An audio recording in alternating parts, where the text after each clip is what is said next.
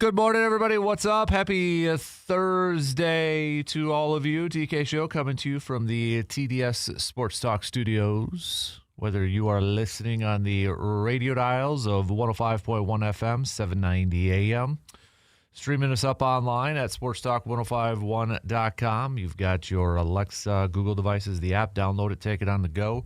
Video stream, which has been rocking and rolling the last couple days, thanks to the boys in the chat room and such. There, you can tune in over there and join in on the chat as well. But multiple different ways for you to be tuning in on this Thursday morning, March 12th. What do we have on our game plan for us this morning? Well, Packers, they've got their defensive linemen. Every day now since Saturday, there has been a move for the green and gold. And Javon Hargrave coming over, signing a 2-year deal for the Packers. Spent last year with the Vikings, before that with the 49ers, before that with the Philadelphia Eagles, where it was probably his best 2 years in the league under then and now current Packers defensive coordinator Jonathan Gannon. So another familiar face with under Jonathan Gannon coming over to hopefully help improve that Packers defense. But just another move now that Brian Gutekunst and the Packers have made since Saturday, and some of the moves officially becoming official yesterday too, because it was the new league year began yesterday afternoon. So the Rashawn Gary trade became official. The Zaire Franklin trade became official. The release of Nate Hobbs became official yesterday too. Sean Ryan's extension officially became official yesterday too. So a lot of those moves now officially official. So will the Packers continue the streak and maybe make another move and such? We shall see throughout the day. But, all right, so kind of recap everything. They've re-signed Sean Ryan to be their center. They've got another defensive lineman to pair up with Devontae Wyatt. They've got a new corner. They've got a punt returner, kick returner with Sky Moore. So of all the moves right now, kind of a two-part question here for you. But of all the moves so far, which one, and we put it up as a post-Glass Mirror 715 Speaks poll question on the Sports Talk page, which one do you like the most? But then, okay, what do you think is next? It's like the shopping list, right? You kind of go down the list and you kind of check off, all right, we need to get a defensive lineman. Check. We've got a new corner. Check. Got a punt returner, kick returner. Check. We re-signed Sean Ryan to be our center. Check. What's next? Probably some depth pieces. Where would you like to see more additions at? Is it the defensive line? Maybe you want another edge rusher. Packers did re-sign Byron Cox yesterday too. So, but where's the next move, or what's the next position that you would like to see Green Bay do? And then kind of tell me, we've talked about it a little off and on, but now that, we're Thursday of this week and we've seen plenty of moves so far from Green Bay, if you had to maybe do a little bit of a letter grade with this, how would you grade the job that Brian Gutekunst and the Packers have done so far this offseason in terms of addressing some needs? Obviously, we don't know how well these players are going to play for Green Bay and if it's going to work out and such, so we're basing it off of potential and such. But given the areas that they have filled in and the players that they have acquired, how would you assess? What kind of grade would you give Goody and the Packers so far? All right, you can hit me up with a quick text on that Shoe Doctors bullpen line at 715-830-1912. All right, got the guys already in the YouTube chat there, so morning to you guys as well. But give me that letter grade and just kind of give me what you think is the best move so far and what's the next move you would like to see the Packers go out there and do. So plenty of green and gold chat here this morning. Hoops-wise, we've got the Badgers tipping off their conference play this afternoon. They're going to be going up against Washington. So Badgers, Washington, going to be around 1:30 and such as the Big Ten Conference tournament continues to roll right along here. So Northwestern picked up the win yesterday. Obviously, Washington picking up the win because they're playing Wisconsin. So we'll see if Wisconsin can add another win and maybe earn the right to take on Illinois for tomorrow. So Marquette, we'll see if they get to any kind of other tournament, but they fell yesterday to Xavier. So we know for sure they will not be going to the NCAA tournament based off their record and resume. So elsewhere, we've got the state high school girls basketball tournament starts today too. So Division III is going to get things going this afternoon, and then Division IV tonight, which in our immediate area, it'll have Neelsville. Neelsville will be in action at 6:35. So best of luck to Neelsville and all the teams that will be participating at the state girls basketball tournament in Green Bay. So what else? Bucks are also back in action tonight, and time is definitely running out for this team, but they're going to be going up against Bam Adebayo and that high-scoring machine of Bam and the Miami Heat tonight at 6:30. So we'll throw some hoops chats into the equation. Baseball-wise, Team USA, they advanced thanks to Team Italy getting the job done against Mexico last night. So the Team USA advancing to play Canada tomorrow night. So they will be playing Team Canada tomorrow night at 7 o'clock in Houston. So if they win, they will advance to the semifinals, which will be on Sunday, and that'll be between the winner of Dominican Republic and Korea. So on the other side, obviously Team Italy's on there going up against Puerto Rico. Venezuela is going to be taking on Japan. So, but just barely surviving Team USA yesterday with Italy taking down Team Mexico. So we'll talk some Brewers, talk some baseball and such. We are 2 weeks away from opening day. Today is 2 weeks away from opening day. So with that, what is maybe your biggest question, concern with this Brewers team as we are just 2 weeks away from kicking off this long baseball season? What do you got? All right, what's the biggest concern, maybe the biggest question mark? Or I guess you could take it from another side of things here too. Well, maybe kind of revisit what were some of your biggest questions or concerns before spring training, and maybe you feel like they were answered a little bit so far in spring training. Do you feel better about maybe a certain position group, or feel better about something that maybe you had a big concern about heading into spring training? So Brewers, they'll be back on the radio tomorrow, but they fell to the Reds yesterday. They've got Cleveland tonight. That's going to be a late game, 7:05 tonight, but they'll be back on the radio tomorrow when they take on the A's. So we got baseball chat coming your way. It is a Takeover Thursday. We put the program in your hands. If you have a topic that you would like to throw out for discussion, let me know. Send it on over, okay?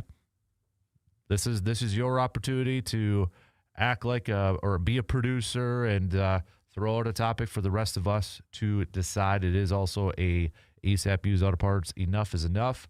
What is the sports take? What is the sports opinion that you're just like, man, enough is enough with this thing? Maybe it's enough is enough with the Milwaukee Bucks right now for a lot of you. I don't know. But let us know what your picks are for that. And also, we'll do some Tailgate Outdoors, catching up with our friend Jake Boakes at 8:30. Send over your questions right now by hitting me up with a quick text on that Shoe Doctors bullpen line, 715-830-1912. And I know for maybe some of you got some turkey questions with the tags, extra tags going on sale next week and that. But if you got any questions for our DNR Warden Buddy, now is the time to text those to us. So as you can tell, we've got a fully loaded game plan for us this morning. We've got intern Carter also coming up as well. So let's pitter patter. Let's get at her, shall we? We'll take our first break, and then the leadoff coming up here. We're going to lead it off talking some Packers. Javon Hargrave coming over to the green and gold on a 2-year deal. We'll hit that up, talk about that and some of the other moves from Green Bay and such, and give me that grade. All right, get your grade books out, teachers. Well, how would you assess the job that Brian Gutekunst has done so far in the early goings of the offseason, in the early goings of free agency? Again, we don't know how the players are going to, perform on the field and such, but based off of potential and based off of, what we've seen from these moves so far, how would you assess it? How would you grade it? And what is the next move? What would you think? Again, take out that shopping list. What's the next thing on the priority list, in your opinion, that you would like to see Green Bay do this offseason? So, lots to catch up on. We'll take our first break, and then the leadoff coming up in just a couple minutes.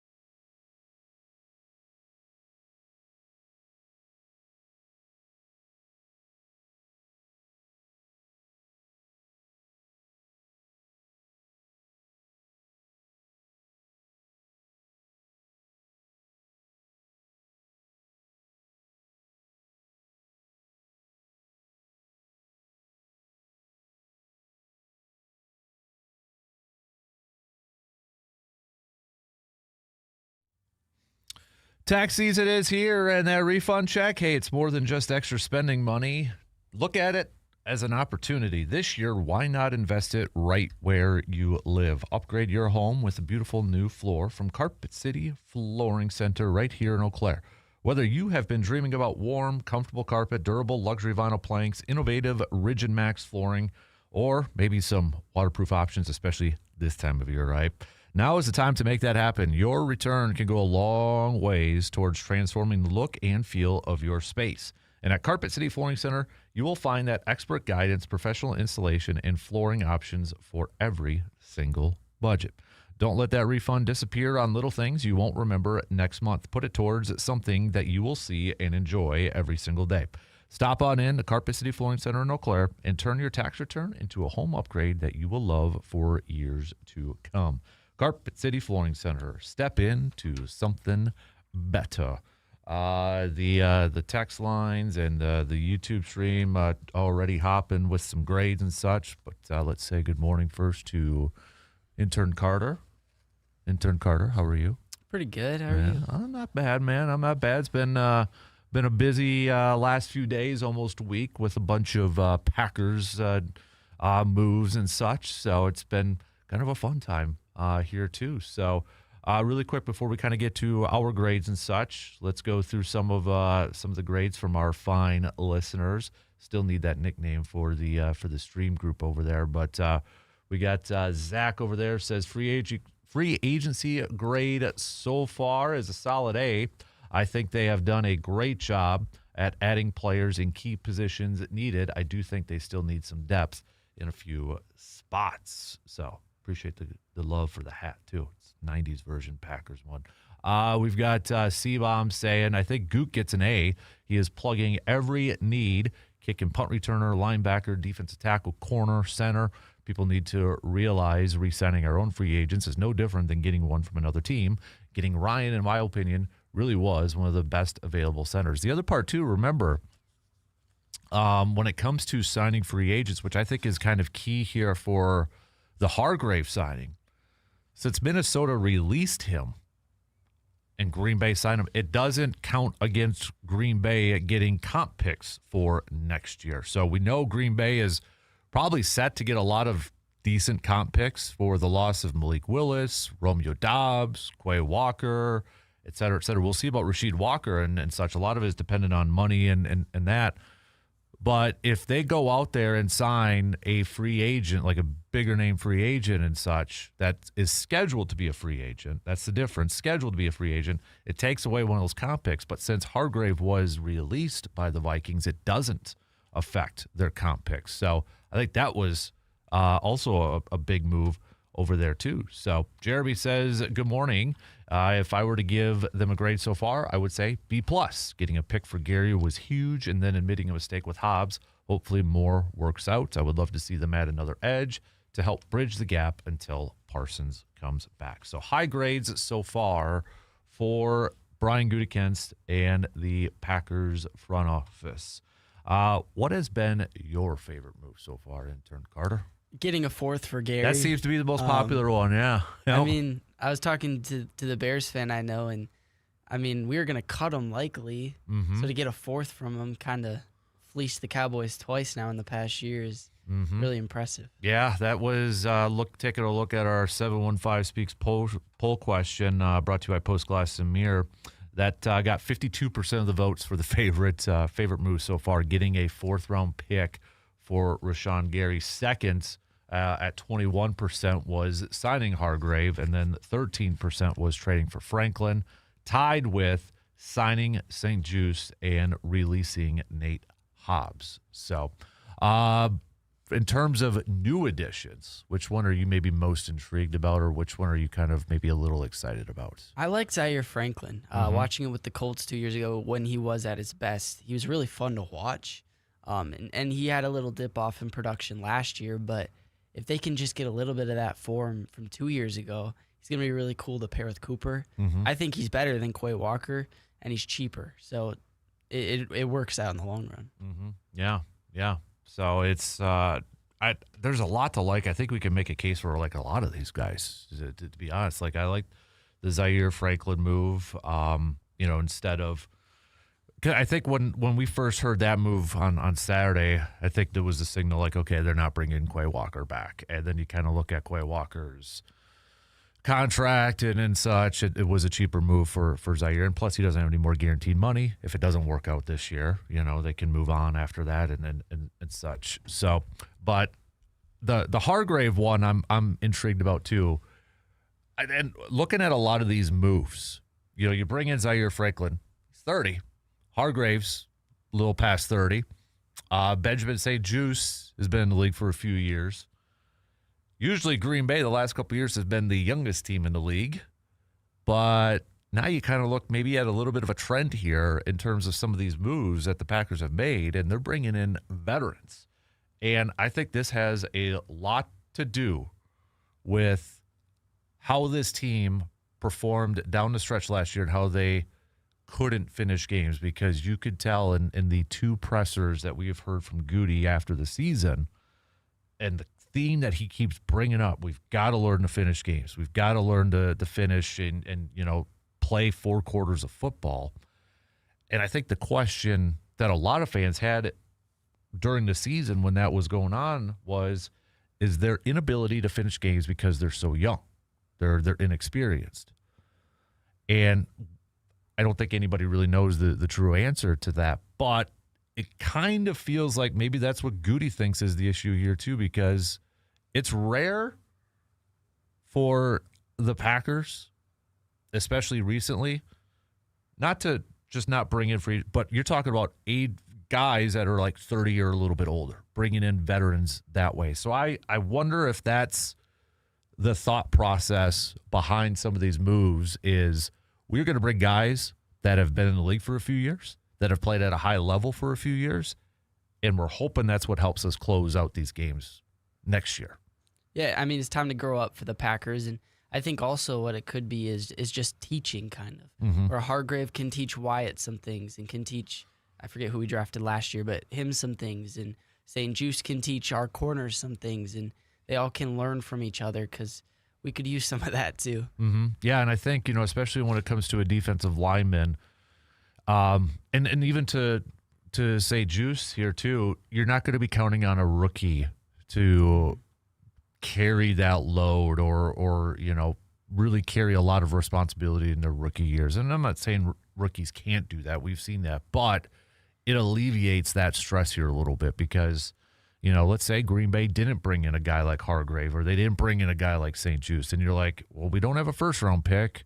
We've got second-round and third-rounders, and that's what we're counting on to fill these holes. It would be different if it was a team that maybe wasn't having championship Super Bowl aspirations, goals. But for a team that is their window is now, it alleviates that pressure, I think, when you get to the draft now. And that's the approach I've always liked when it comes to free agency in the NFL is can we just, make moves in free agency, but then fill in some depth when it comes to the draft, right? Where we're not asking that 6th-round pick to be a starter right away. Let them get acclimated a little bit and take that pressure off. Again, not saying some guys can't do it because we have seen it, but you don't know that until they get to the field and training camp and preseason and such. That's what concerned me a little bit before they started making all those moves is we don't have a first-round pick, and so with all the holes we have in our roster, or did have, we were expecting players just drafted to come in and try to make an impact, whether depth or starting, and now you're just kind of pushing them further down the line, further their development a little bit, and get them ready for next year. Mm-hmm. Yeah. The interesting thing, going back to Hargrave here a little bit, and this is where, honestly, going back to the question that we threw out there too, what would be the kind of the next thing on the priority list for you? I'd still like another defensive lineman that is mostly your early downs, your 2-down run stopping defensive lineman, kind of like that nose tackle, because there's still debates out there. Are we going to be more of a 3-4 or a 4-3? Like I think I saw Tom Silverstein answer it to somebody yesterday. They're going to be both, which probably is going to be the case. There's going to be elements of both. But I still would like to see that guy that's going to eat up space. And really his job is to stop the run, because Hargrave here is kind of like a Devontae Wyatt in this essence that he's a really good pass rusher, He's. I was looking at some of the advanced analytics and stats and such, and he's still one of the fastest guys to get off the line of scrimmage and get into the backfield. So I mean, you're bringing that pressure up the middle along with Devontae Wyatt, which, hey, I'm all about, especially when you look at this division and you got like a Jared Goff and a Caleb Williams who they want to get the ball out quick, so you want to get quick pressure from your interior line. But if there was one thing that I would still like to see is maybe getting that big guy, that typical nose tackle that you're going to throw in on first down to kind of help stop the run too. So another move that Green Bay made and kind of forgot here a little bit was Byron Cox Jr. They signed him to a 1-year deal, and we didn't get to see him a lot last year because of injuries. But if you remember, in 2024, dude was providing a lot of pressure. So I think I'm curious to see how much time he's going to get this year. There's definitely traits and there's definitely some athleticism involved with him. But that might be a sneaky, nice depth piece to bring aboard because, I mean, the guy he's got the talent in the world. It's just, can he stay healthy too? So kind of forgot about him until it popped up yesterday. I'm like, oh, yeah, dude was a free agent. So did you see the video clip of Javon Hargrave's kid? I did, yeah. If you didn't hear it, or if you didn't see it, I'll play the audio here. But essentially, I think he just got picked up from school, and his mom or something was like, asking him, where do you think dad signed or something, and then she told him where he's going to be. Well, I'll just let the audio play here. Atlanta Falcons? Nope. Then what is it? Cheesehead. A Green Bay Packer? Yes. Let's go! Yes! I needed this. I needed this. I love it. So, Pro Shop peeps, get that kid a jersey right away and such. So that's kind of cool for a young kid to be. I mean, how many of them are probably like, where's Green Bay? Probably sort of thing. So Packers hooked the kid up with some new swag. I love the I needed this. Yeah. It's like he's probably excited to maybe go to a very good team for it. I mean, he was probably really young when his dad was with the Eagles and they were winning. So I mean, he looks like he's a youngster and such. So that was pretty cool to see that. So, but yeah, I just from a pass rushing standpoint, when Micah is back and Hargrave and Devontae Wyatt, I mean, if we get something from Lucas Van Ness, that's not a bad rushing duo. Really. It really isn't. So how about the rest of you? What is the next thing that you would like to see Green Bay go out there and get? All right, hit us up on the YouTube chats or the Shoe Doctors bullpen line with a quick text, 715-830-1912. We got to take a quick break, and we'll be right back after these few words.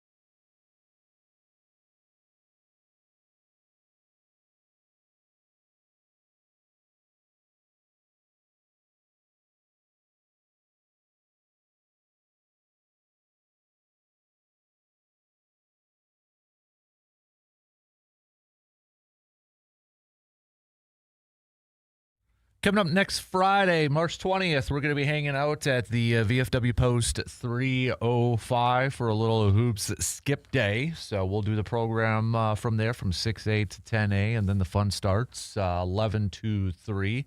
We'll buy some beverages for some peeps. We've got plenty of giveaways and prizes and such. So, again, we'll do the program 6A to 10A, and then do a little hoops skip day from 11 to 3 next Friday. College basketball, the boys' state basketball tournament is going to be going on as well. So I know a lot of you are taking that day off or have taken that day off. Usually you do on Fridays to go watch basketball. So if you're looking for somewhere to go watch some hoops, hang out with us. Again, at the VFW Post 305, located on Star Avenue in Eau Claire. We got a couple more texts to catch up on, as we were asking, what else would you like to see Green Bay do so far? And we're also looking for grades, all right? How do you think Brian Gutekunst has done and the Packers have done so far in this free agency? So far, a lot of you, A's, B pluses, a lot of excitement. And again, we don't know how they're all going to work out. We just got to base it off of potential and such. So we've got Benjamin in EC says, I think it's time to get a tight end, preferably an excellent blocker. I'm assuming, Benjamin, back up to Tucker. I'm assuming it'd be like a backup option to Tucker. Jeff says, I would like to see a true number one wide receiver for Jordan Love. Not sure who is even available, but another threat on offense would be great. Also would be trying field goal kickers for special teams. McManus is okay, but another year like last year will hurt for sure. I think Christian Watson's a number one receiver. What do you think, intern? Yeah, I would say he definitely showed something last year near the end. So I'd give him that opportunity for sure. And we don't really know about Golden. Right. So he could be a number one too. So yeah, I like some of the guys that they have on offense, with Watson, Tucker Kraft. I think, if he doesn't tear his ACL, he's in the running for an all-pro tight end. Jaden Reed missed a lot of time last year because he got hurt early in the season. And, yeah, as you mentioned, Matthew Golden, I think part of it was he was behind a lot of those guys on a depth chart and such. Romeo's gone. And I think we're going to see more opportunities for him this year, too. So I'm interested to see if they add a receiver in the draft, because with Romeo leaving, it does drop off a little bit talent-wise. Like, you don't have as much depth. I think, the interesting part will be, because if you look at the roster right now, the depth chart, it's Watson, it's Reed, it's Golden, it's Wicks. Then you throw in Sky Moore on there too, which I think he's going to be more so for punt return, kick return, and such. I'm sure Bo Melton's going to be on there at some point too. So I feel like I'm missing another guy over there. But I guess what I'm trying to say is, because of the uncertainty for Watson, I think is going to get a huge payday. When you look at some of these contracts that are coming through, Watson is probably one of the happiest guys in the world, or his representation is probably one of the happiest guys in the world, because he's going to get a huge payday. And if that's the case, then going forward, Savion is the other one I was thinking of. Do they keep Jaden Reed then? Is it just too much? How much do you pay, two wide receivers? So do they do what they kind of used to do in the past and maybe kind of got back to it a little bit? Do they draft another receiver, but it's bottom depth chart, and then kind of just gain that experience? And then when, a guy like a Jaden Reed or a Dontayvion Wicks leaves, then it's their turn. It's the whole Greg Jennings, Jordy Nelson, James Jones, Randall Cobb, cycle. Whenever a guy left, next one was already ready to take over, sort of thing. And they're definitely going to have to figure something out, because I believe Reed, Wicks, and Watson are all on contract years next year, right? Yeah. I know Reed and Watson are. I believe Wicks is. Yeah, I think Wicks is too, and that's because they're entering is it their fourth year already, or is it their third year? I think has it already been? It's not been 4 years yet, has it? I think maybe it is. Jaden Reed was drafted in 23. Okay, so this will would be his fourth. 23, 20. Yeah, this will be his fourth. So, yeah, this is their contract years. So you're not likely to keep them all. No. And so you're going to have to find some depth somewhere. Mm-hmm. So maybe, like you said, draft somebody and have them kind of learn from them so next year he's ready. Right. And, for Watson's sake, too, he is – I mean, there's a void for 2027. And, yeah, I think that's why Green Bay would like to probably maybe get the deal done now before. But there's a risk involved to it. I know there's going to be some people saying, well, he gets hurt and all that. There's a risk. He could go out there, be healthy, and absolutely ball out. And you're talking about over $20 million per year. Are you comfortable with maybe giving something like that right now for a guy who's, had some injuries? But, again, he played really well after coming back last year. I think it was clearly evident that that's a guy that can be a number one wide receiver. The other thing, too, is kind of was talking a little bit about it yesterday, was you got Christian Watson, you got Jaden Reed, you also got Devontae Wyatt you got to figure out for a contract extension, and Tucker Kraft. So, where's the priority? I love Jaden Reed, but I think he's 4th out of 4 on that priority list. Because I would like to see them keep Devontae Wyatt. I really want them to keep Tucker Kraft. And I think Watson of that group has got the most skills. So if I had to get rid of one of them, as much as I like Reed, it might be Reed. Honestly. I think so. And that sucks to say, just because he does so much for our offense. But at the same time, I think Savion Williams could kind of be that guy. I mean, we saw him taking running back snaps last year, which, whatever. Right. But, yeah, I think, in my opinion, Tucker Kraft is one. I like Tucker Kraft. I would love to extend him. But, yeah, I think Reed is 4 on that list, which is crazy to say. It is. It is because I think he is I always call him kind of a Swiss Army knife, because you can do multiple things with him within that offense. And to get a little bit further down, this time next year, the guys that we're going to be talking about for extensions, Edrin Cooper, Evan Williams, Javon Bullard, and then kind of in the Devontae Wyatt area, depending on how he does, it could possibly be Lucas Van Ness. So you got to think about that coming down the stretch I here want too. all of those. And if he balls out this year, Jordan Morgan at left tackle. So, I mean, I know now's the now, but they're probably already thinking about that too, because I want them to keep Evan Williams. I want them to, Edrin Cooper. Yeah. Those guys are young, talented players, and they've already probably played their way into raises coming up here. Yeah. So, and if Morgan does play really well at left tackle, you probably want to solidify that spot for the next few years and not have to worry about the blind side. So there's definitely some tough decisions coming up here in the next couple of years for Green Bay. And I think it's going to be interesting if they pick up that 5th-year option for Lucas Van Ness this year, because the deadline I think is in May. I'll have to double check that for them to decide. But I think the crazy part is I still forget Marshawn Lloyd is on our roster. Yeah. Yep. So, all right, we got to take another break as we wrap up the first quarter. We're flying on through here. Continue to send us what are the grades that you would give Goody? What was your favorite move so far by the Packers? And what do you think is the next thing that they have got to check off on their to-do list for this offseason? All right.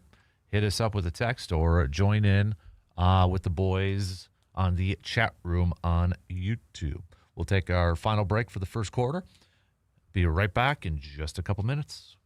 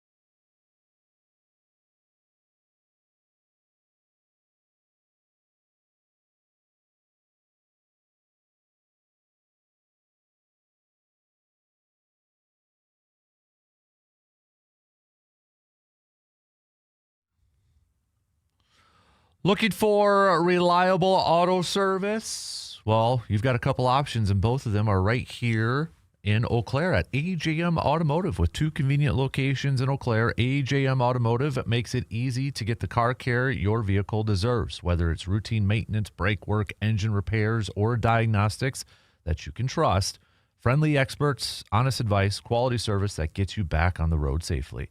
If you want details on services or hours and such, make sure you follow their Facebook page and go to their website, ajmautomotiveservices.com, for everything you need. AJM Automotive, dependable service done right here in Eau Claire. So, all right, so we only got a few minutes left to the top of the hour, so continue to send us your grades, your wish list, your wants. And really, I was looking at some of the what's this? C-Bomb says, why would we overpay for a number one only to give them 60 targets? We had 17 pass catchers last year. 6 of them had 29 or more receptions. That's an interesting nugget. So, cap-wise, when you look at it, and obviously we don't have the full-on details yet, so I was looking at over the cap, I was looking at spot track and such, but Green Bay's still in decent cap space position right now, and the guy that's got the 3rd highest cap hit on the team is Josh Jacobs, and they could, again, if they wanted to create more space, they could like convert some of that and such. So for right now, it still looks like Green Bay's in decent shape in terms of cap space. Again, we'll kind of get updated maybe today when we get some more details on the Hargrave contract and such, but honestly, if Green Bay still wanted to go out there and sign a bunch of dudes and make some more moves and such, they could. They could at this point. Or they could use that cash to keep some of their own guys as well. So, and we know that they're going to have about between $8-9 million more on June 2nd when the Nate Hobbs thing becomes official and such. So, yeah, I'd say right now they're in decent cap shape with this if they want to. Now, the other part, again, remember, too, is if they want to hold on to some of those comp picks for next year, they may be looking at guys who have been released from teams instead of guys who have been, scheduled free agents. So I don't know if that factors into, let's say, a Calais Campbell or a DJ Reed or somebody like that. If they want to bring in a free agent, they may be kind of looking at guys who were cut by their teams. If that kind of, because I think that may be factoring in a little bit here for Goody, because you look at, they don't have a first-round pick again next year, so he may want to accumulate as many of those fourth-rounders that he can to kind of fill that need and such. So, he may be looking at the free agents that teams have cut at this point, so that doesn't factor into their comp pick formula. So, but that can get a little bit more difficult to try to figure out and who that is. But another thing too, it's they re-signed Jonathan Ford. He's kind of a bigger run-stopping guy. He spent some time. Originally was drafted by Green Bay. Then he went to Chicago. Chicago released him towards the end of last year. Green Bay picked him up and such. So he's back on there too. So he's a bigger dude up there and a little bit of a veteran experience as well. So, but I don't know. Is the streak going to continue? Are they going to make another move today? It's like we've been spoiled. So, I think the Jalen Carter thing is that's not happening. I mean, we've got more people saying, what are you going to trade for Jalen Carter? You don't have a first-round pick to trade for Jalen Carter. It's just, I don't see that happening. Especially, no, I think that's, I don't know about you in turn. I don't think that's happening anytime soon. I actually didn't like it either. I don't like how he acts. I don't think he would have been good for our team because we're so young. I mean, we've seen they're going for veterans like you talked about. Mm-hmm. They need somebody with a structure, and Jalen Carter doesn't do that. So I didn't like that from the start, and I'm glad that hasn't happened. Yeah, I don't see them. I don't see them putting together a package, especially with the Eagles trying to find more defensive line help. I don't see that coming down the wire. I don't see that happening anytime, especially with the Hargrave signing. With Hargrave and Devontae Wyatt, I don't think we're going to see that at all. So the Eagles are going to be able to get a lot for him. So the Packers can't pay that. Yeah, I think they're probably asking for a lot, and they should ask for a lot at this point. So, but all right, and then that's the other thing too with Jalen Carter. You're going to have to sign him to a massive deal. Yeah, and I don't know if Green Bay would want to do that. I mean, you're talking about a long-term massive deal and one of the highest-paid defensive linemen out there, and I don't think that they would want to commit a lot of that money to that, knowing, and I know people don't like hearing this, but they got to save money for some of their other guys too. Because are you going to be happy if they can't afford a Tucker Kraft and, somebody else because they committed too much money elsewhere? I think we all want Tucker Kraft back, right? We want Tucker Kraft on this team. So I know people don't want to hear that, but that's the salary cap for you. Yeah, so. Which I think you could see more 1-year deals. Yeah. Just get them on the books this year. Yep. And then we'll save the money next year for extensions. Yeah. So because the other thing too with salary caps, you can roll over. You can roll over some money. So if Green Bay has any money, this year, and when we get to next year, whatever they didn't spend in terms of a cap hit can roll over. So there is that. But as we have seen time and time again over Packers history, they do a lot of extensions during the season too. There's extensions that are done during the season or maybe training camp or preseason. I mean, they're notorious for doing that a lot with wide receivers and such. So maybe that's where Christian Watson kind of comes into play in that. But yeah, I think I wouldn't be surprised they do, like you said, another 1 or 2 year deal, plug in some depth, and then the focus kind of switches to their own guys and locking up some of those guys long term. So that's just my thoughts on that. So, all right, we only got a minute left until the end of the hour. Don't forget, it is a Takeover Thursday. Takeover Thursday. Evan says Schefter already reported Carter hasn't been getting shopped. So, yeah, it depends. I mean, Schefters or other online insiders or what. I mean, there's people all over the place. We don't know who to believe anymore. It's just whatever. We could start. Intern Carter could post something that'll probably, yes. get some wave and such. So, all right, continue to send us your Takeover Thursdays. What's the topic that you got that you'd like for the rest of the peeps to chat about? Hit us up. We've got Enough is Enough. There's my Enough is Enough. Enough is enough with Jalen Carter going to Green Bay, because that ain't happening. That's my ASAP use out of parts. Enough is enough. So, all right, first quarter's in the books. 1 down, 3 more to go. We'll take a quick break, and we'll be back to kick off the second hour after these quick news updates.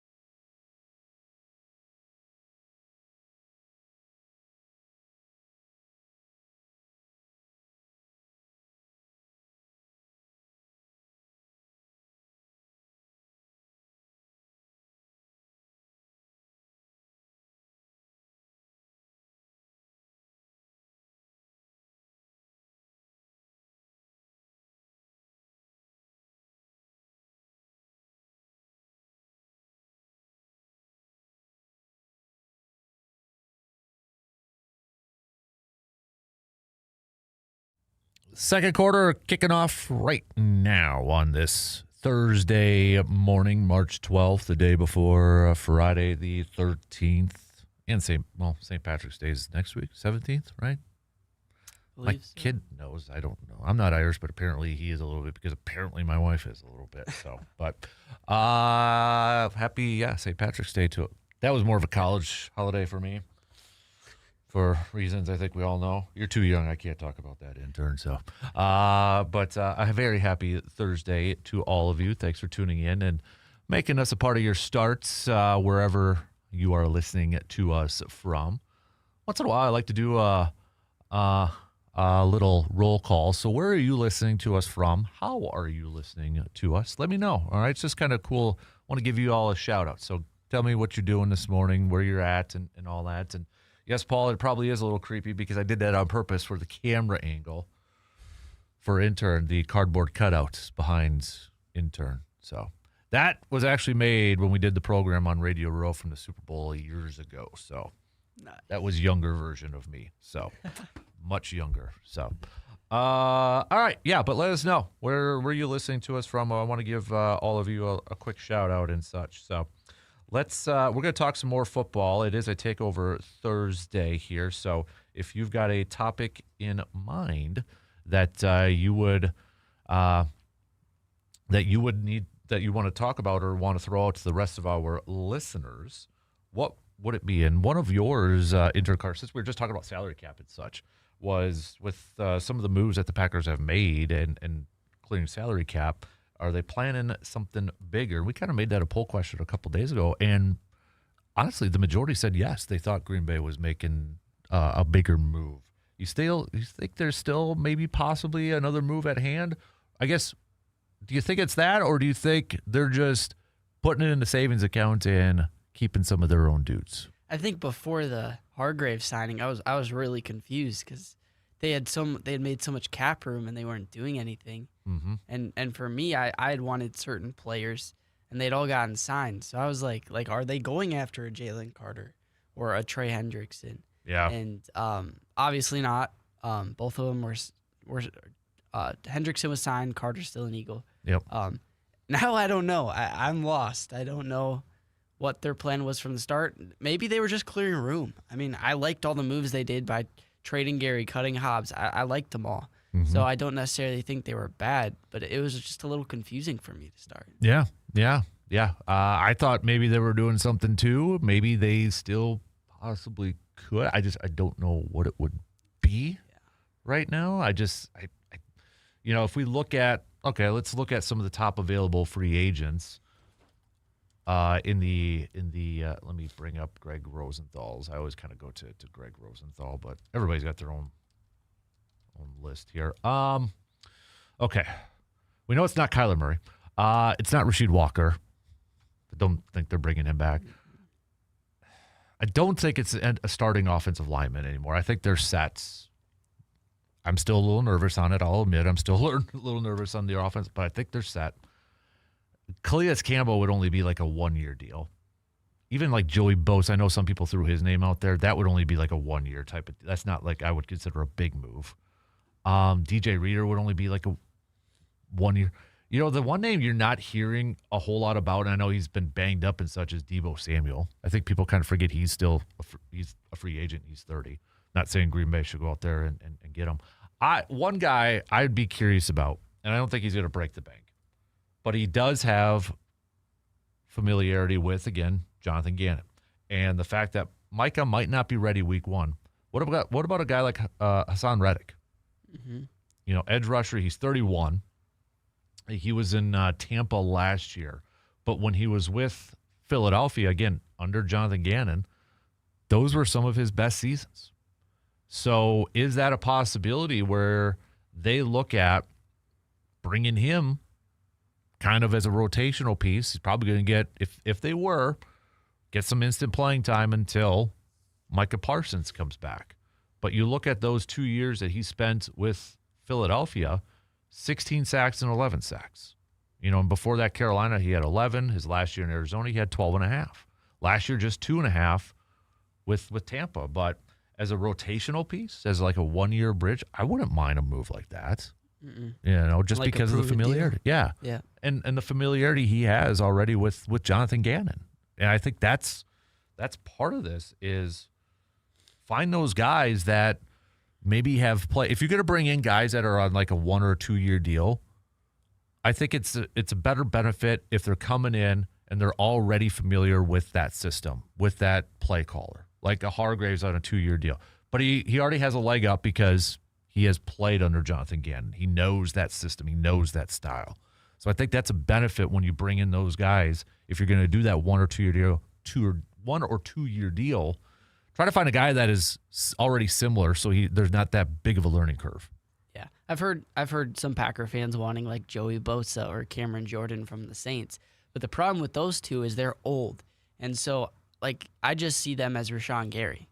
They may do well when Micah's in, and then likely they're going to tail off at the end of the year. Whereas Reddick's only 31, so even though he's coming off a tough year, he was really good once, and so like you said, a prove it deal, make him go earn it. But even if he's not good, Micah's going to come back eventually, and then you can just slide him back down in the rotation. Mm-hmm. I'll throw a wild card name out there. How about a running back by the name of Rachaad White? Because right now you got Josh Jacobs. Your backups are Marshawn Lloyd, which you cannot trust that he's going to be healthy.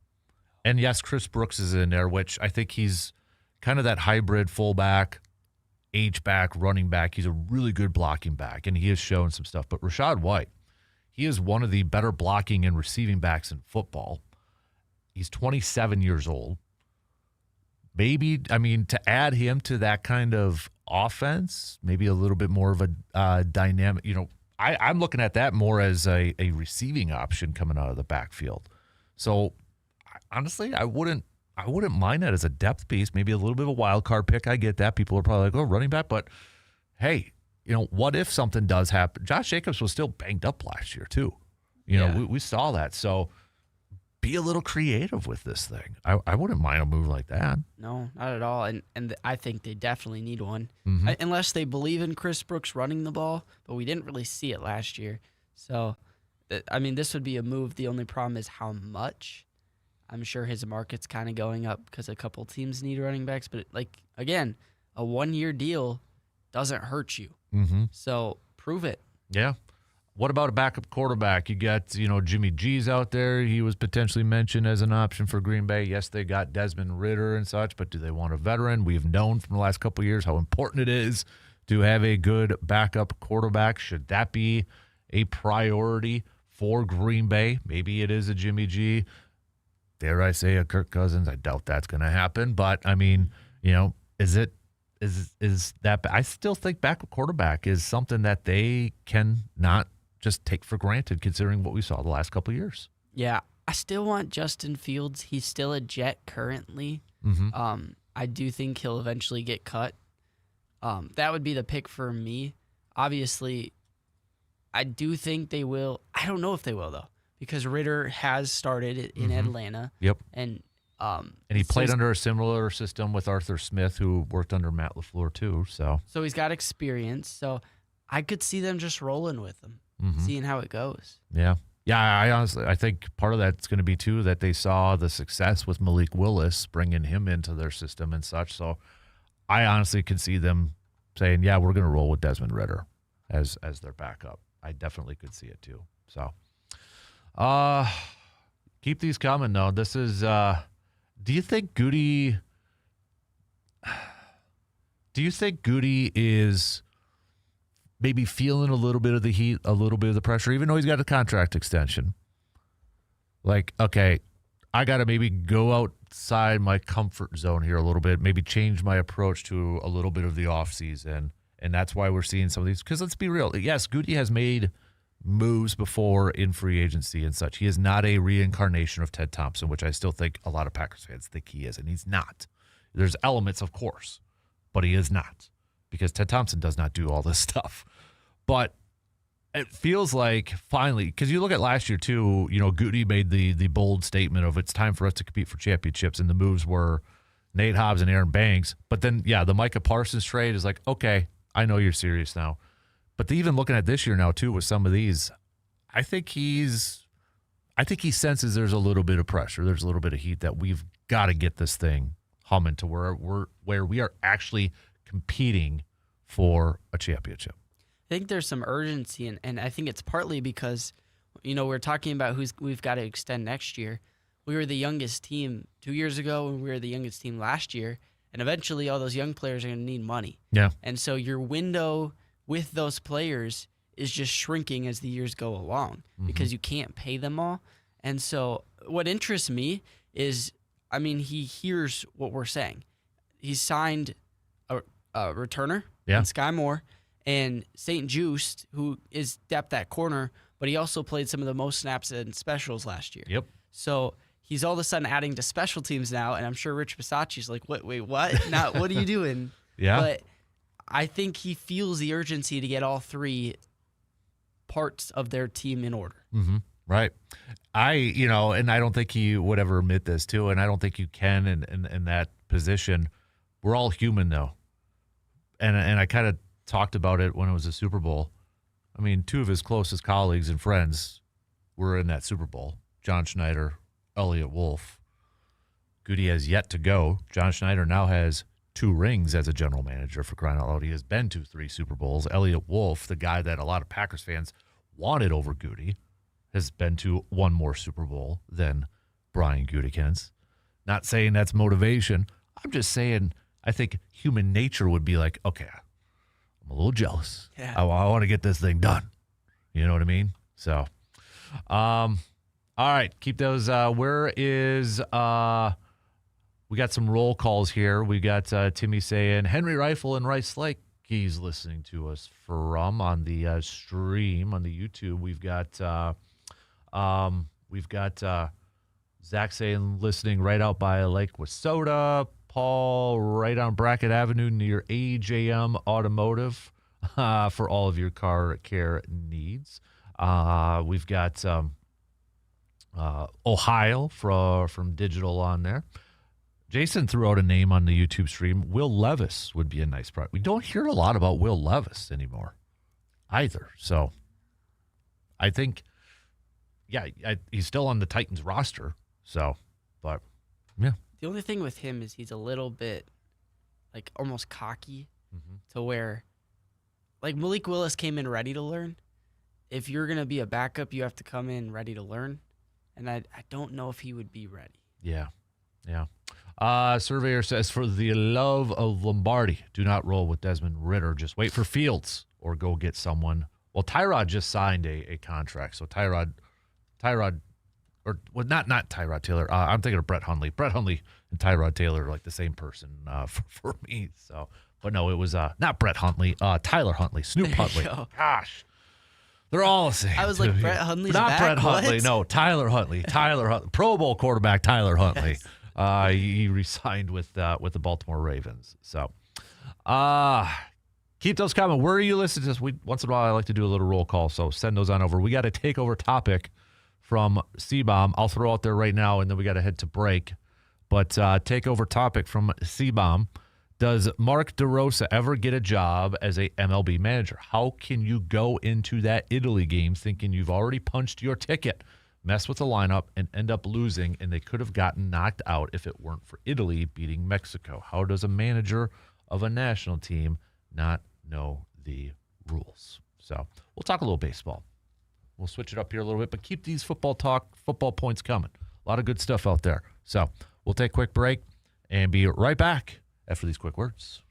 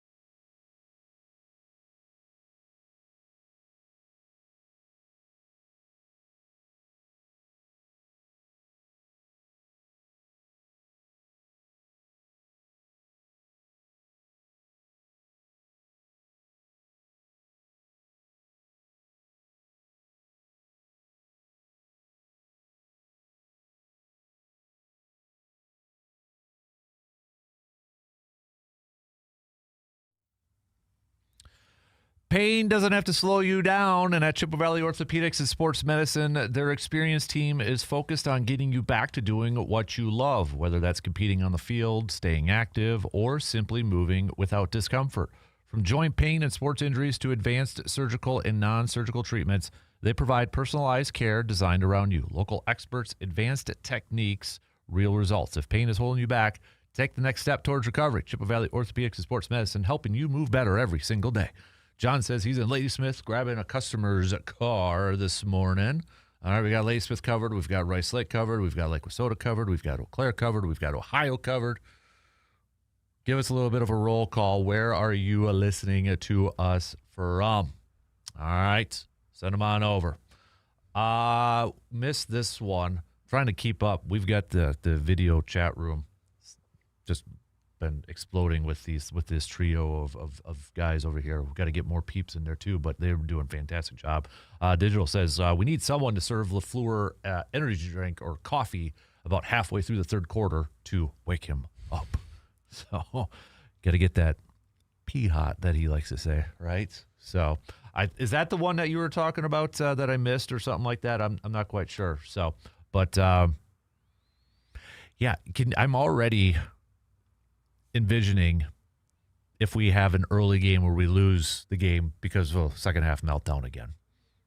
Can you imagine what the talk's going to be like? I mean, even losing to the Bears. Let's say we play the Bears week 1 and you lose to the Bears. I don't want to play the Bears week 1, but I think we are going to play the Bears week 1. I do. LaFleur may not make it home. Yeah, especially if it's that same way. Yeah. Oh, let's not think about that. Let's not think about that. So, give us a shout. We've got a couple more just saying they're in the great EC. So tell us where you are listening to us from. Going back to C-bombs, we'll switch gears here for just a little bit to a little baseball. Does Mark DeRosa ever get a job as an MLB manager? I honestly, for one, I don't know if he wants one. I know he's a commentator, MLB Network and such. I don't know if that's something that he's been interested in or such. But, it is kind of. I will say this, not to make any excuses. There have been coaches that have at least played off like they didn't know something, or like I remember just the one that came off the top of my head. Jerry Sloan with the Jazz. It was Jordan's flu game. Had no idea like Jordan was even sick or anything like that. They're like, oh, he was sick, and like all the media talked about it beforehand, and he didn't know anything about it or such. And I get it, like coaches too, but to kind of make a statement like that, I think is a little bit different to say that you already assume that you're in. And we've heard others, kind of like. I'm blanking on some examples off the top of my head, but I know we've heard other coaches and managers and such kind of, seems like, oh, they didn't know that was a rule or anything. I think it might have been some overtime stuff in football and that. But honestly, I don't know if he wants to be. I feel like if he wanted to be, he might have been one already. So, but it brings up an interesting point when it gets to these World Baseball Classics. You can't have a current manager because they're with their team in spring training, right? So, I think a lot of people are like, well, can it be, insert Craig Counsell, so-and-so. But they're with their teams in spring training, so you kind of have to look elsewhere, right? You have to look somewhere else that somebody's not with the team, or maybe it's a manager that, maybe they should have had Joe Madden, or somebody like that. I don't know, but that's the difficult part in this thing is like you can't have a current manager or really a current coach because they're busy with their teams right now. Yeah, you live and you learn. I mean, what I was talking to my dad last night about the worst part is we're the United States. Like, we're not only expected to advance, but you're expected to win every game in your pool. Yeah. And so by sitting players and kind of putting out the message that, oh, I thought we advanced, that sets a bad precedent for a team that's one of the favorites to win it all. The other thing, and Surveyor says he's heading to Osseo to lay out the new Quick Trip downtown. So, Surveyor Sam surveying, doing the job. The other part that I would like to know is, and this is, we've heard it with the pitchers and that, how many of these players' teams also are kind of like, hey, don't play our guy all the time. Don't give him extra wear and tear, sort of thing. Don't, is that part of the factor here where, resting guys and such, equal playing time and trying. I don't know if that's part of it, where they're like, hey, don't push it so far. We want to make sure our guys are good to go for the beginning of the season. Maybe, but I think, and I don't know if the players kind of had the mindset that they already clinched and that was part of it. I don't know, but it's not a good look. It really isn't. It's something that he's going to have to live with, especially let's say, even if they lose in the quarters or in the semis, it is something he's going to have to live with. And the only way that it goes away is if you win the whole dang thing at this point, right? Yeah. Or at least go and play Japan in the World Baseball Classic for the championship. If you lose to Canada, he won't be back. That's for sure. Yeah. But even some of the moves, like they were playing Mexico and they were up 2 runs in the 9th and they didn't bring in their closer. Mm-hmm. And like Mason Miller is their closer. He can throw 104, and they're not having him pitch up 2 runs when you need the win. That just doesn't make sense to me. And so I wonder if some of it is some teams saying he can pitch certain days and he can't pitch certain days. Yeah. And like Scooble's not with the team anymore because he's with the Tigers. And I wonder maybe if some of that, but at the same time, Bryce Harper should have started. Mm-hmm. Like, you should have started the people who have gotten you there. Mm-hmm. So it'll be interesting now with the quarterfinals and such. If given where they're at, is that still the same game plan, or is it all all right? Our top guys, our main guys, they're playing every single day, and now it's kind of more of like this is playoff baseball. We're not going to, everybody gets equal playing time or anything like that. So. I think adding that extra heat on there, too, is probably going to make them a little bit more hyper-focused in this thing, I would think. Okay, yeah, we barely got through. Thank you, Team Italy, for helping us out. And then, yeah, the whole Canada thing, which is, coming off of the Olympics, there's already kind of that vibe and such. The worst thing I think that could happen for Team USA is to lose to Team Canada in the World Baseball Classic, because there's the joke in itself of baseball's America's pastime, and there's that. So I think there's a little bit of a extra juice in this game. Yeah, let's not do that. No, I think another thing though is where's the accountability? Like, he couldn't have been the only one thinking they advanced. Right. There had to be other coaches on the roster thinking the same thing. That's a good point. And if there wasn't, then somebody should have told them. Because, like, where's the accountability? Even the players. Why are you not going to your manager and being like, hey, we still got to win this game? Like, it just, none of it makes sense to me. Yep. No, that's a good point, too. Very good point. So we are 2 weeks away from opening day for the Milwaukee Brewers, believe it or not, Twins, if you are a Twins fan, but 2 weeks away from opening day. With it only being 2 weeks away, which I feel like it's like, man, that's right around the corner here, guys. Well, it is. What is... Maybe do you still have a question, a concern surrounding the Brewers as spring training has gone along and such? Is there something that like, oh, I'm still really nervous about this? Just we got a few kind of injury updates from yesterday. This was from Adam McCulvey. Logan Henderson scheduled to throw a mound session today and return to game progression on the 15th. He has been dealing with some right elbow soreness. Quinn Priester, he is seeing a specialist in Dallas today seeking answers about his lingering right wrist soreness. And then Badu strained his left quad running to first base on Monday. He's going to be evaluated and try to get a timeline together. Jet Williams also expects to be back in the lineup tonight against the Guardians. He last played on the 23rd when he hurt his left quad, legging out a triple, which somebody trying to make the big league roster, probably not the greatest to be able to, or to miss some time and such. So, but those are kind of some of your injury updates. I think, honestly, the biggest concern right now is what is going on with Quinn Priester. Yeah. Considering it was from last year and the Brewers kind of thought, okay, it's a guy who, pitched a lot, never really pitched that much, put a lot of strain on it, shut him down in the offseason, they kind of had that mindset, and the fact that it popped back up and nothing is showing up on scans and such it's kind of weird.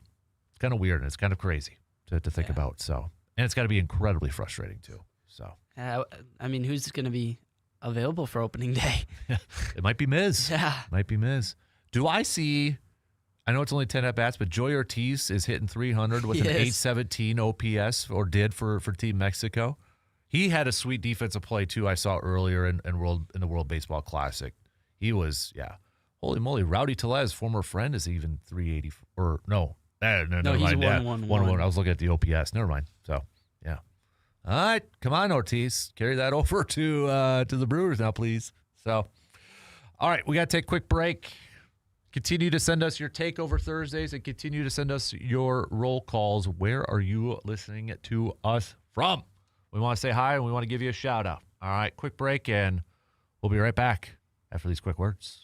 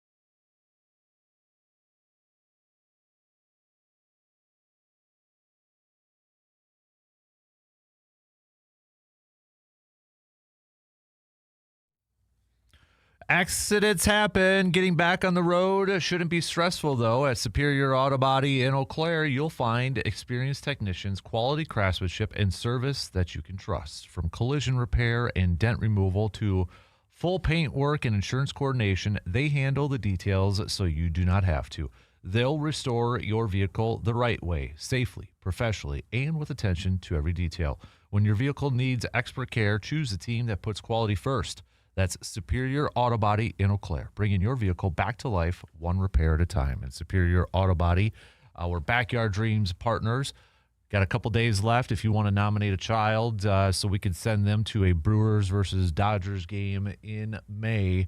Just go to sportstalk1051.com, click on the Fan Cave tab, scroll all the way down to the bottom, and you can nominate that child that way. That's easy. We got deadline. Is going to be, I think, this weekend is the deadline. So because we want to be able to let the family know ahead of time too. So, but again, sportstalk1051.com, Fan Cave tab, scroll all the way down to the bottom. Should also note too a little bit of a change in how we're doing some podcasting such. So Man Cave podcast still going to be a thing. Still going to be. We are just kind of expanding that a little bit. Man Cave podcast is mostly just going to be all new, original content. Usually we would put highlights of the show and such up there, but moving forward now, starting today, we've got the full show available in podcast form if you missed it or you missed part of it. So look up Dan Kasper Show podcast wherever you get your podcasts, Apple, Spotify, also on YouTube. So even Intern's going to be on there as well. So if you miss it, you can always go back to YouTube and watch it, but now the entire program will be available in podcasting form, and there won't be commercials in there, too, so you don't have to fast forward. It'll just be straight-up talk on there as well. So Man Cave podcast, still a thing. It is now just going to be all new, original content every day, new stuff up there, and every day the show will be uploaded. So we got 2 podcasts available on there. Paul wanted to know about going through the Brewers roster and such and starting pitching staff, which, Adam McCulvey actually from Brewers.com just a couple days ago. And if there's somebody who can have a really good projection of what maybe that opening day roster is going to be, might be a guy who covers the team for Brewers.com. So let's go through his potential opening day roster. No big surprise. And this is something, when we talk about it with Brandon Berg on Fridays, when you think about it from a starter standpoint, really doesn't seem like there's a lot of open jobs when it comes to like everyday players and such. Catcher, Contreras, no surprise. Andrew Vaughn, first base. Second base, Bryce Terang. Shortstop, Joey Ortiz. Third base, Luis Rengifo, the new addition from the Angels last year. Outfielders, Jackson Chirio, Garrett Mitchell, Sal Frelick, Blake Perkins. Designated hitter, Christian Yelich. Bench, utility, Jake Bowers, Gary Sanchez, and David Hamilton. Again, no big surprises with any of those moves. Maybe a Brandon Lockridge could. I think he's been playing really well in spring training. He could push it, but he does have one more option. I think they might go with the defense of like a Blake Perkins to kind of fit that. Starting pitchers, Chad Patrick, Brandon Woodruff, Kyle Harrison, Jacob Mizorowski, and Aaron Ashby. As Adam McCulvey noted, for whatever it's worth, this is the order they are currently lined up in the spring rotation, which either means a lot or nothing at all. Patrick, Woodruff, Harrison, and Mizorowski, and Ashby, we don't know where that list starts and ends, so don't put too much stock into it yet. Obviously, Quinn Priester's not on there because of the wrist injury that he is dealing with. So, relief pitchers, Uribe, Trevor McGill, Koenig, Angel Zerpa, Grant Anderson, Zadrinsky, DL Hall, Easton McGee. And then, as he says, there's a lot of decisions to make on the pitching side. Definitely. So, injury list, Quinn Priester, he does have him listed on there. So, again, a lot of names we recognize and a lot of names we know. And there's some names on there, too. It's like, well, where's Sproat? He's not on there. It's just they've got other options right now. Where's Logan Anderson? They got options. Where's Robert Gasser? They got options. I mean, there's a ton of depth with this thing. And right now, based off of those, I can't argue with any of those because they're guys that we're familiar with, guys who have performed at a high level. It's the age-old question. You want somebody in there, who are you going to take off? And in this case, who are you going to take off with a lot of these players? I don't know if Aaron Ashby's going to be a starter is the only thing. Maybe an opener. I think it's kind of that opener, 2-3 inning sort of thing. But then does Easton McGee make it? Because Aaron Ashby could then kind of be a relief pitcher, quote unquote, to another starter. I don't know. Easton McGee struggled last year, and obviously the Brewers make every pitcher look good. But I'd almost rather give the roster spot to a Logan Henderson, to like you said, Brandon Sproat, Shane Drowan, one of those guys instead of him. But yeah, this is pretty much cut and dry. Yeah, I think the Ashby thing, he's a guy that, we saw in the playoffs, he started the joke is every day starter, Aaron Ashby. He might get you one start, maybe, or one inning. He could go maybe 2 or 3, and then maybe that's where DL Hall or somebody else kind of comes in for those.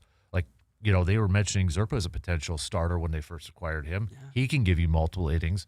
Maybe that's the thing. That's the thing with this Brewers pitching staff, whether it's relief guys or starters, you got flexibility, I think. And I think you could be a little creative too with a lot of this. And maybe that kind of catches the opponents off guards. Maybe it kind of puts the opponents in a bind a little bit because you don't know exactly what the Brewers are going to do with their pitching lineup.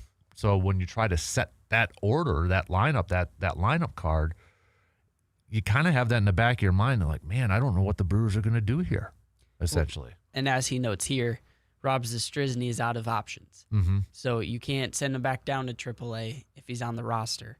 And that may factor in to his decision to be on the roster. But other than that, yeah, this is what a lot of us expected. Yeah.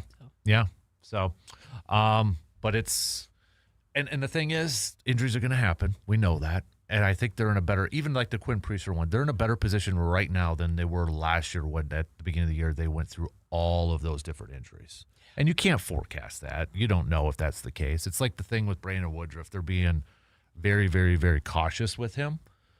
And the goal is to make sure that he's good for September and October. But the thing is, once the season starts, you can't predict that. You just hope. You hope you're doing the right thing right now, that he is going to be available in September and October. And I get the mindset where he's opening day isn't the goal. It's September and October.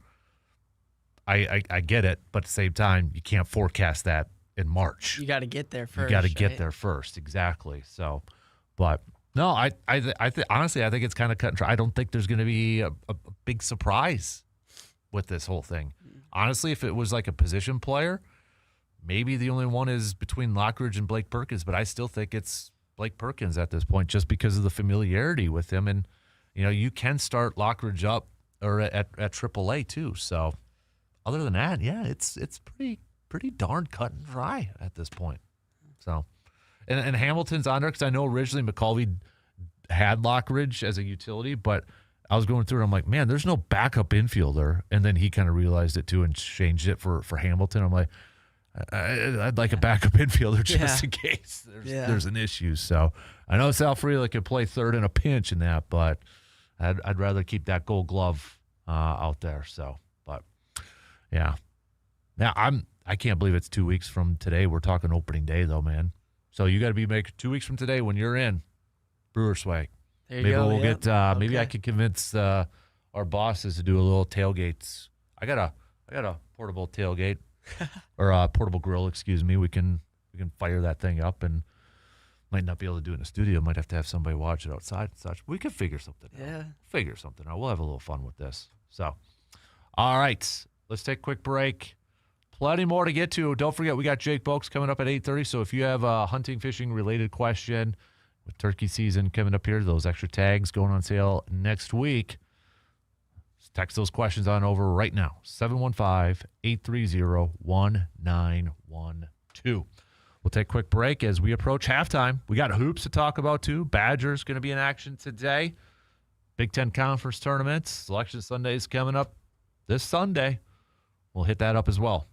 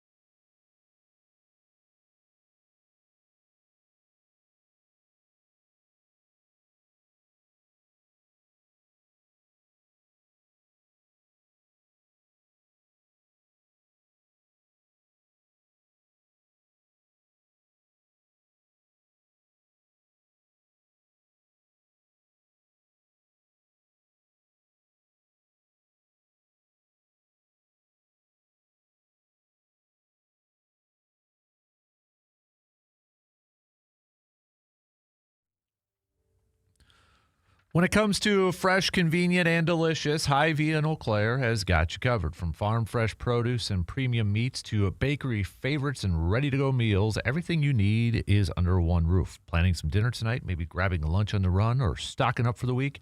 Hy-Vee makes it simple. A store that feels like your neighborhood market, just a bit bigger. Plus, with daily and weekly deals and seasonal specials, there's always something new to discover. Hy-Vee in Eau Claire, where there is a helpful smile in every aisle. So what are we at here? About 8 minutes left to the top of the hour.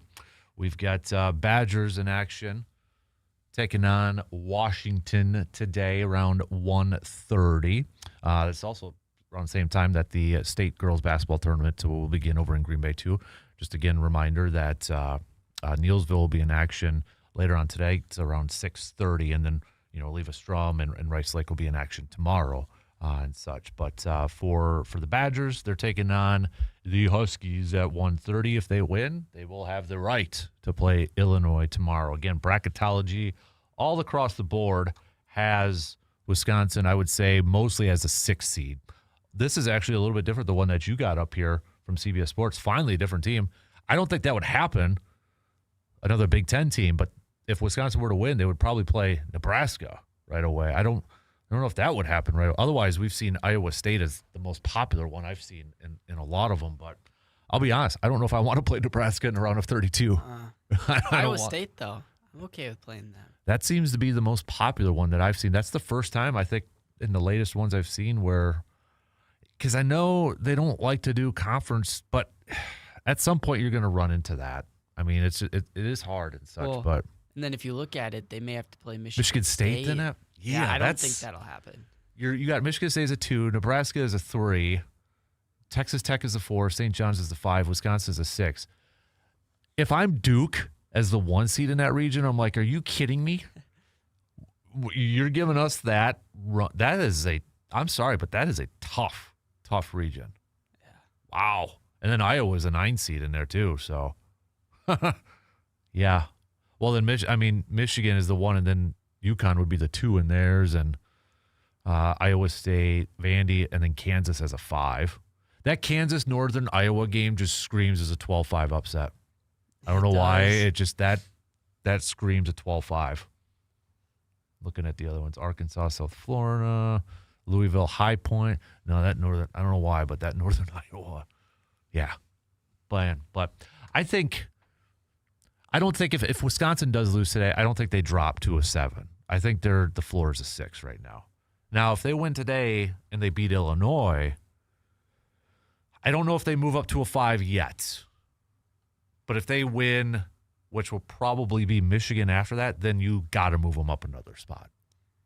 Yeah, I mean, even if you beat Illinois. You think they move up another?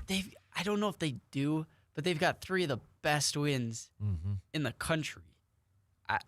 Yes, 4 probably. 4, yeah, because they beat Purdue and Mackey. Yeah. I mean, this team has lost some bad games, yes, but clearly they can be one of the best teams in the country. Mm-hmm. So, yeah, I mean, if they go beat Illinois, I don't know how. That's another top 10 win. I don't know how you don't put them at a 5. I mean, Kansas is a 5. They don't have as near many good wins. St. John's can only beat bad teams in their conference. That one's another 5-12. Yale against St. John's. I could see Yale winning that one. I mean, even Louisville struggled with easier teams. Yeah. The other point then too is, do you want them as a 5 because then you get the whole 5-12 kind of matchup sort of thing. I don't know if that's a big deal or not, but I don't know. This is going to be so matchup based when it comes. I'm just really curious to see. Wisconsin is going to be a team that could lose in the first round or go to the Elite 8. Yeah, to be honest, I don't really think it matters who they play because if they're on, they're going to win, and if they're off, they're going to lose. And they need that 3-point shot to be on. Yeah, so that's the main thing. Like if they're hitting their 3-pointers, they're gonna win the tournament. If they're missing their 3-pointers, they're gonna lose to an 11 seed. Yeah. So it's going to depend on if they're going to be on that day or not. So. And that's what makes them going to be very difficult to pick when we do our brackets coming up on Sunday is, Are you going to have the courage to say that their threes are going to be on, let's say, 2 games in a row, 3 games in a row, no games in a row, early out? I don't know what I would like. I'm waiting, obviously, until. Gosh, though, it's going to be tough. I wouldn't be surprised at either way, and that's what makes it the most frustrating and most difficult thing about this Badger team is they have an Elite 8 talent. I really think they do. But they're so dependent on that they could have an early out. Well, and now Nolan Winter's injury kind of makes everything tougher. And they beat Purdue without him, though, too. So that's they did with the 3. Could they get to a 4 seed if they win the Big Ten tournament? Oh, yeah, I think if they win that Big Ten tournament, you have to move them up a couple spots. Because then you're talking about beating Illinois, probably Michigan, and then either Nebraska or Michigan State. You have to move them up a couple spots. At that point, it's like... If they don't move up a couple, then you're like, no, thank you. Yeah. So, and I know there's the talk like they have the seeds already kind of figured out before the Big Ten Conference game, and I think there is some truth to that, but I'm sorry. If a team like Wisconsin goes and wins all those, you have to move them up another one. Yeah. But I'm sure there's going to be a lot of, every Selection Sunday, there's always going to be a lot of, disagreements or, well, that team should be in, and that's happens every year. So I can't wait, though. I'm excited. This conference tournament, I think today is for the Big Ten Conference tournament. Now is when it gets exciting. Yeah. No offense to the other teams, but now we get going here. We get some good matchups, especially tomorrow, too. That's going to be a fun day with Friday. This confuses me a little bit, though, because Purdue is 23-8. They're a 3 seed. The Badgers are 22-9. They're a 6 seed, and the Badgers beat them in Purdue. Mm-hmm. And the Badgers have so many more wins than Purdue. Yes, the Badgers have worse losses. That's what it comes down to. It's those losses to Oregon and such. Yeah. Man.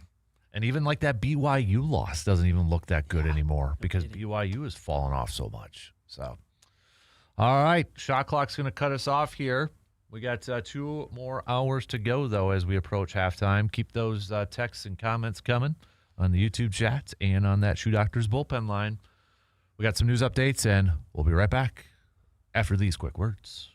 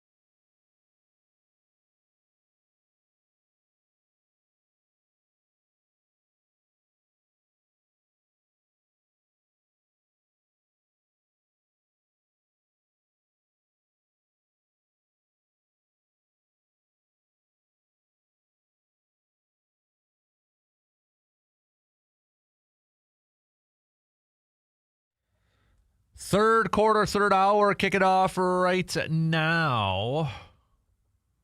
Thanks for hanging out with us and making us a part of your starts. If you're already up and at it, you should be. It's 8 o'clock. Well, maybe 9 o'clock. Is it 9 o'clock in Ohio right now, digital?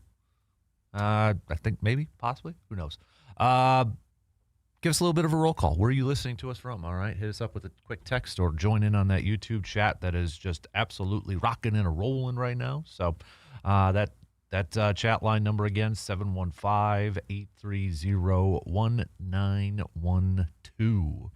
All right, we're going to talk with Jake Boakes at the bottom of the hour here. So if you have any questions for Mr. Jake Boakes, our DNR Warden buddy, please text those on over right now at 715-830-1912. We got plenty more football talk to get to here. Just to kind of reset what we were chatting about in the first hour. How would you grade the job that Brian Gutekunst, the Packers, have done so far in free agency? Obviously, we know it's only potential, and we're just projecting it a little bit. We don't know how it's all going to work out, but based off of the moves that they have made, how would you grade the job that Goody has done? A, B, C? It's been all A's and B pluses so far, so a lot of optimism from Packers fans. And what has been your favorite move? That's the second question. And the third question is, what's next on your to-do list? What's next on that shopping list? What would be the next priority for you that you want to see Brian go out there and do? Let us know your picks. It is a Takeover Thursday. So if you have a question or if you have a topic at hand that you would like to talk about and throw it out to the rest of the listeners for their opinion, send it on over. So as another one from intern Carter, since we were just talking a little bit of Badgers, does how far the Badgers go in the Big Ten tournament affect them for the NCAA tournament? Kind of touched on that a little bit. I think if you win the whole thing, you bare minimum move up 2 spots. I don't know if they move up 1, even if they beat Illinois. I don't know. I don't know. They beat Illinois and then Michigan. Absolutely, you got to move up another one. Mm-hmm. So. But yeah, I don't think if they lose today that they drop a spot. I think the floor is a 6, and the roof, or as Michael Jordan would say, the roof is a ceiling. It would be 4, anywhere from 6 to 4. Yeah. I think so. But I'm excited now for the conference tournament to get going here. I think that's gonna be a lot of fun. Marquette's not gonna be in the tournament. They've lost yesterday to Xavier, and they're disappointing finish this season. Maybe they'll be in the CBI or College Basketball Invitational or another one there. But NIT, not yeah. In tournament. Yep. Yeah. There you go. So maybe they'll be there, but definitely kind of a down year. Big East overall, when you look at it, wasn't even you got St. John's up there, and then just outside their top 3, it wasn't very good year for the Big East Conference. So, but. We got what else do we got on the docket here? Brewers are going to be night game tonight. It will not be on the radio. Looking at the studio schedule, so they'll be back on the radio tomorrow. But they'll be going up against the Guardians tonight. That is a 8:05 game, 8:05 our time. If you want to follow along elsewhere. So we were talking a little bit about the World Baseball Classic. Team USA does get in, but thanks to Team Italy defeating Mexico yesterday, so it's USA versus Canada tomorrow night, 7 o'clock. If they win, they will advance to the semis, where they will either take on Korea or the Dominican Republic. That semifinal game will be on Sunday. The final is on Tuesday, St. Patrick's Day, March 17th. So if Team USA is in it, maybe grab some green beer if you're of age, intern, and enjoy watching a little baseball. So we've also got today is Enough is Enough. So what's enough? What's your Enough is Enough? Enough is Enough, brought to you by ASAP Used Auto Parts. Mine was Enough's Enough with Jalen Carter going to Green Bay. I don't think that's happening. So that's no, not happening. So what else do we got here coming up? Oh, that's a question for Jake I'll have to save for coming up at the bottom of the hour here too. So all right, let's get back to a little football talk here. We got Digital saying A-, addressing the needs, freeing up space for the expensive year that next year will be, stocking up on picks. So, yeah, I agree with the majority. I think if we average it out, it's probably an A-. We've had a few A's. We had a B+. B+, honestly, is the lowest grade I've seen so far that people have given. So I'd say A-, A for the grade. And I think I would agree with that. Again, we're basing it off of, we don't know how the guys are going to play. But based off the needs and the holes, kind of what you were saying in the first hour, Goody's been doing that. Kick returner, linebacker, defensive lineman, center. I mean, he's kind of plugging in the holes that this team really needed so far. We definitely haven't gotten worse. No. And I think with Hargrave, maybe we got a little bit better. Mm-hmm. I definitely think there's more room for improvement because we still are trying to compete for championships. But he's done a good job so far. Yeah, I think he has done a decent job. Really, I shouldn't say decent because that almost downplays it. But he's definitely he's surpassed my expectations so far. I thought they would be doing moves in that, but I mean, again, not to keep harboring on this, there's been a move every day since Saturday. Green Bay has done something. It is Thursday. To the point is like, what's next? Yeah. What are we going to find out today that they're bringing in and such? So it's still kind of rare. I think, especially for my age, for people around my age too. I mean, the Ted Thompson thing, not to pick on the guy or anything, rest his soul, but free agency wasn't something that they really dabbled in. I mean, I think there was a joke too about, writers, some of the writers that I would talk to would take vacation during their opening days of free agency because they knew Green Bay wasn't going to do anything. And, he kind of did a little bit towards the end there. Obviously the Martellus Bennett one did not work out and such, but Julius Peppers was also a signing. And so I don't want to say he never did anything because he did. And he was the one who brought in Charles Woodson.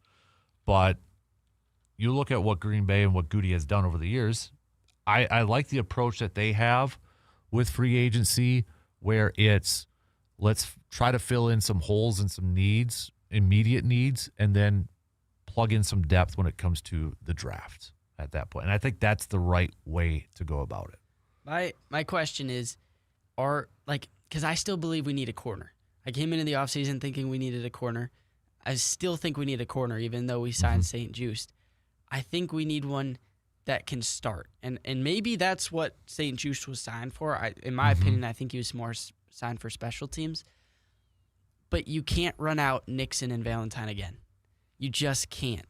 That's not going to work. That's not going to get you to a championship. It's going to get you to the playoffs, but it's not going to get you to a championship. Well, look at what the Rams have done so far with corners. Yeah. And so I'm wondering if maybe that's what they're going to do with their second-round pick. Yeah. Or if Kobe Durant's still out there, a talented corner from the Rams. That's who I wanted at the start. That's still who I want. But even for a one-year deal, bring him in on a prove it. He's 28 years old. I think that position needs to be improved still. Yeah, I'm looking at, you got former friend Rasul Douglas, who's up there at 32, but, Cam Taylor-Britt, I think, is still available. He might be a little bit of a smaller one, if I'm remembering correct. Trevon Diggs is still out there. Trevon Diggs, yeah. And that's, I wouldn't be opposed. I do think, here's my thing. I think they are going to, right now at this point, they are going to draft a corner fairly high. But I agree with you. I wouldn't mind them getting in another corner to kind of, jump in as a starter right away. Because the other part in this, too, is I think you have to draft a corner early, more so for the future. Yeah. Because Keyshawn, Valentine, even Benjamin's only on a 2-year deal. I mean, it's very likely two of those guys might not be in the roster next year. So I want them to build that depth, but maybe long-term depth at that position too, because they don't have anybody young waiting in the wings. So I wouldn't be opposed if they, go out and maybe get another corner, but I still think they have to address that in the draft. Kind of the same with defensive line too, where, maybe those second and third round picks, corner defensive line. Yeah. To try to build that depth up again. And then I think you're going to see a lot of offensive line pick after that to try to regroup that and build better line or build better depth there too. And kind of what we were talking about earlier, maybe another wide receiver just because of the uncertainty in the future. Heck, maybe it's another backup tight end. Yeah. I think one of the questions is when Tucker Kraft went down, how do they feel about Luke Musgrave being the primary backup? Did they see enough from Luke Musgrave to say, yeah, he's our number 2? Like, is that a question that they're trying to figure out? Like, is this something that, we're comfortable with if Tucker Kraft does miss time, that Musgrave can step in? He's a completely different tight end. He's not a blocking tight end like Tucker Kraft is. So I don't know if that's another thing that they kind of look at, because Musgrave, I believe, is going to be a free agent next year too. So I mean, there's even the possibility of a running back with how Josh Jacobs, how old he's getting. But I just don't want to go into the season. We got lucky with Valentine because he's a fine corner. But you can't draft a 7th-round pick again and expect him to come in and make a difference. And so with the cornerback room we have now, we're not going to beat the Rams. We're not going to beat the Seahawks.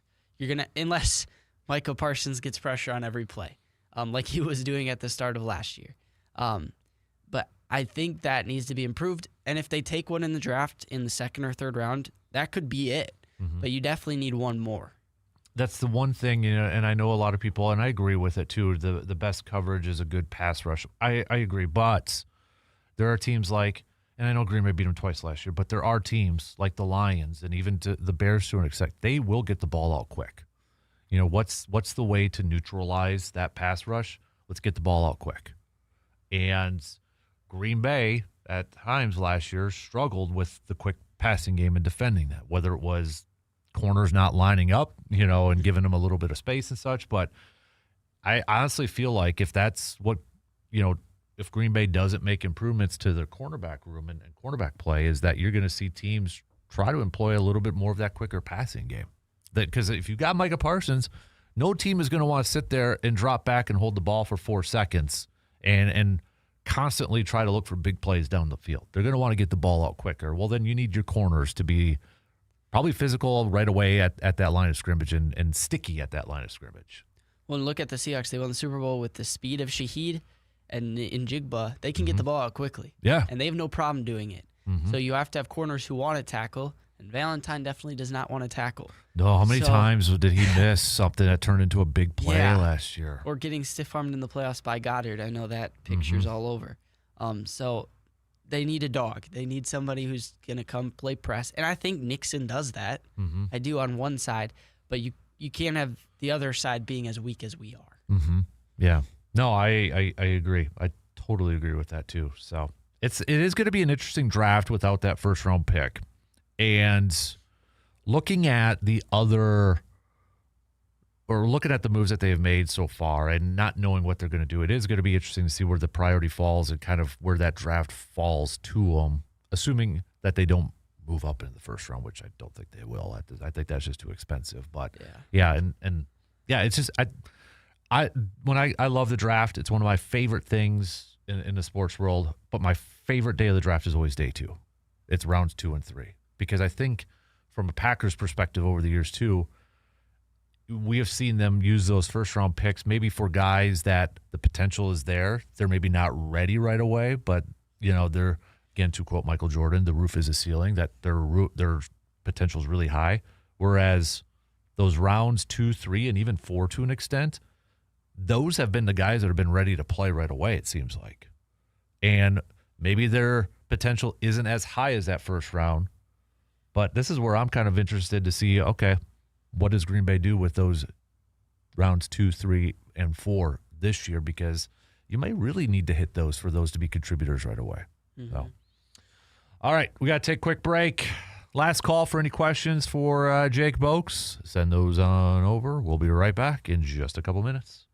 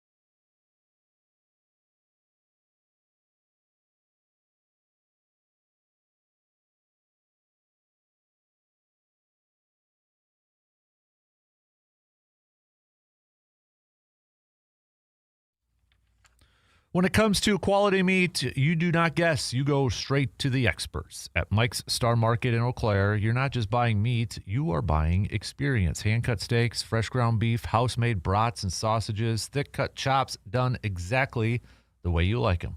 This is your neighborhood butcher shop, where quality comes first and service still matters.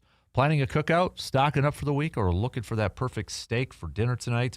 Well, then stop on in to Mike's Star Market in Eau Claire and taste the difference that a real butcher makes. Mike's Star Market, fresh, local, and done right. We've got Jake coming up here in just a little bit. So Rick says, I think the Packers' defensive moves are a C+ at best. The corner room needs 3 more players. Draft 3, it's that simple. The depth of the team is very thin. Developing players matters, and Green Bay struggles getting guys ready to play.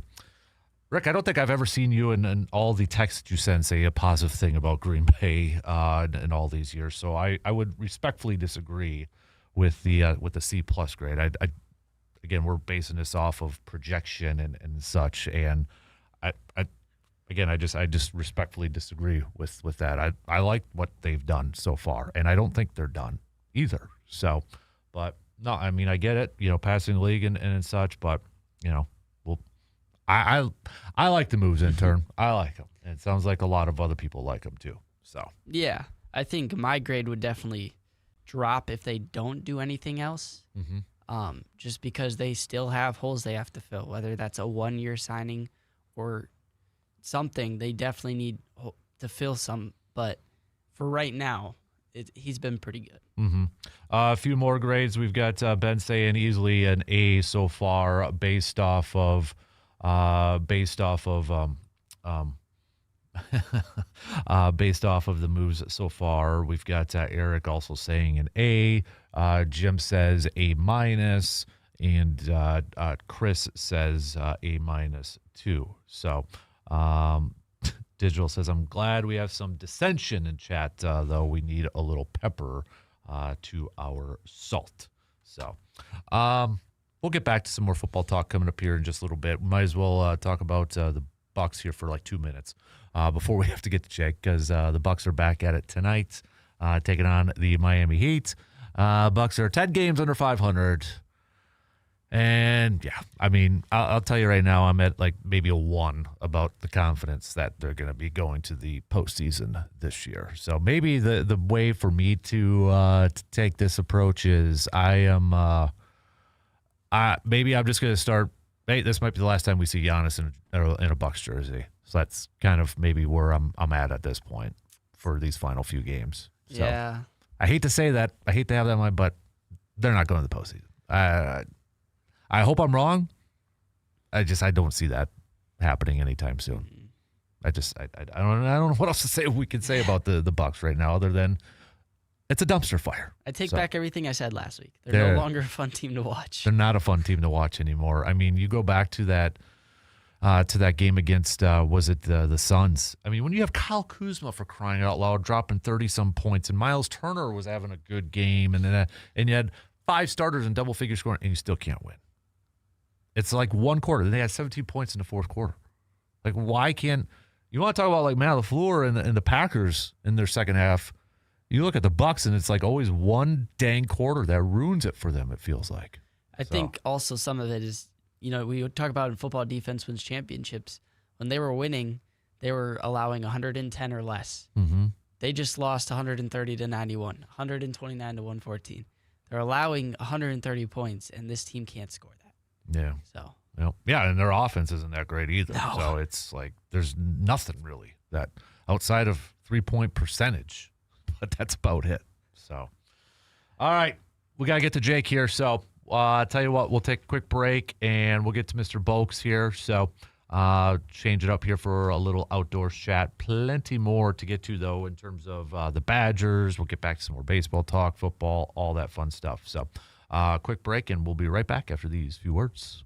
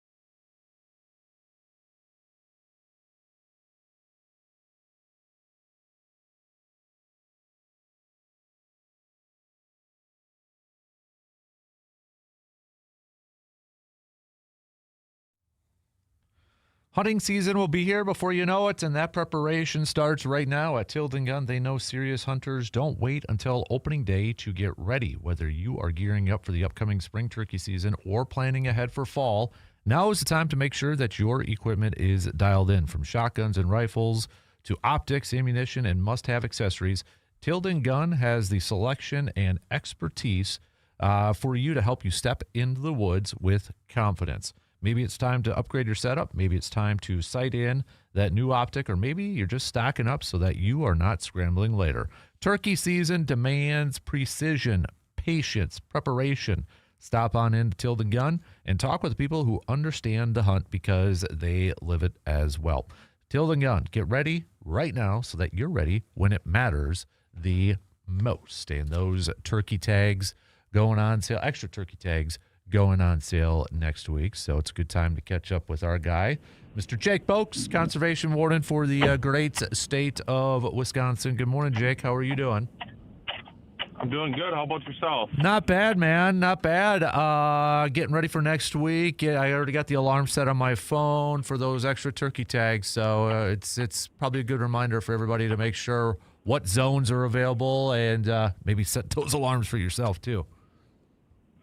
Yeah, no, that's going to be an important part is, one, like remembering what time, even, you set the alarm for 9:50 or 9:45 and then you still, put yourself in position to forget. But you always want to be ready, always be ready. And then you're right, there's, it's a popular sport. So you definitely want to take the time to look at where you want to hunt. And if that isn't there, what's your backup? Is there a different zone? Is there a different time period? Stuff like that. Right, exactly. So really quick before we get to a couple questions and such, I know that it's kind of been weird weather and such, but I mean, from what your standpoint, are a lot of the waterways, lakes and rivers, are they opened up and such? I mean, there can't be too safe to go out ice fishing, or is there still people going out there? Yeah, it's definitely an in-between time of year. So it's been a lot warmer down here, or rain or this or that. So then maybe in some of the northern places that had a heavier snowpack or thicker ice. So, they could easily be fishing, like full ice fishing up north, stuff like that. But, every spot is different. Some of the rivers are open. Some of the spots are frozen. Some of the lakes you can walk out on still. Some of the lake shores are thawed out so you can't get out there. Some of the lakes are almost completely open. So it's really, I don't want to say a wild guess, but it's really an in-between time where you could potentially be open water fishing or you could be ice fishing still. So you're just going to want to do the due diligence of being ready for both. If you're going to a lake, you want to fish a specific lake, then you're going to have to be ready for, whether you need to walk out or get a boat or go on the ice, whatever. The big thing with all of that is that, the main game fish season is closed. So most inland waters are closed unless you're catch and release bass fishing or pan fishing. Gotcha. Good nugget there. Ready for a question, Jake? Oh, yeah. All right. Always. Let's get to it. Question coming in saying, I'm curious where Wisconsin is at on sandhill crane season and wolf season. I think when it comes to wolf season, that's probably one of the most popular questions you've answered with us over the years. So, yeah, for sure with us. The sandhill, I'm hearing more and more on the sandhill crane season. I think that's more because it's it's actually making some progress this year. So, two kind of different answers for those. The wolves, that is all federal level stuff.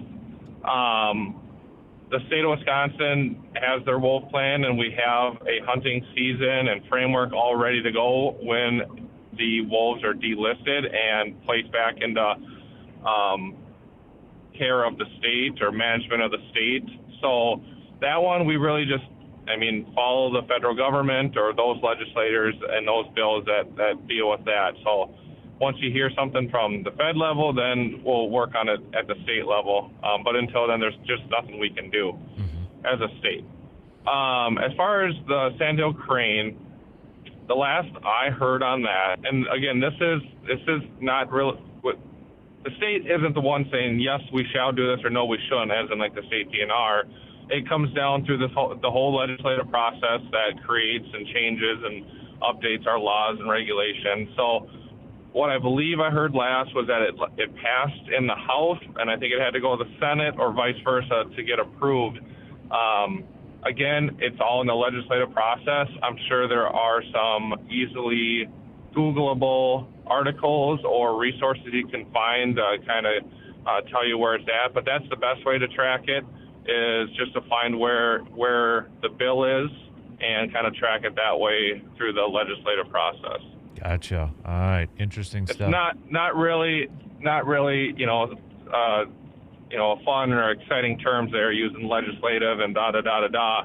But that is, how a lot of our, we have the spring hearings come, but those aren't like a rule-changing process. So if you really want to stay up to date on when things are changing or updating or what the feedback is, you got to dive into those legislative information to really stay track with it. Gotcha. Hey, Jake, I know it opened up a couple weeks ago, but I think this is our first chance to kind of talk about it. But elk application period for the 2026 elk season opened up on March 1st. It goes till the end of May, but it sounds like a little bit more of an increase in terms of the quota. I was reading a little bit online. Yeah. The Central Elk Management Zone, formerly the Black River one, additional bull elk and antlerless harvest authorizations, and then the northern one too, the Clam Lake one, will be 8 bull elk, subject to a 50% declaration by the Ojibwe tribes. But I guess sum it all up, a little bit of an increase, more opportunities for hunters potentially. Right. So the north, the ceded territory kind of stays the same, but in the I've always called it the Black River herd, but there's a more technical term to it, the Southern herd or something like that, because they're expanding outside of the Black River Falls area. Definitely getting more opportunity with cow tags.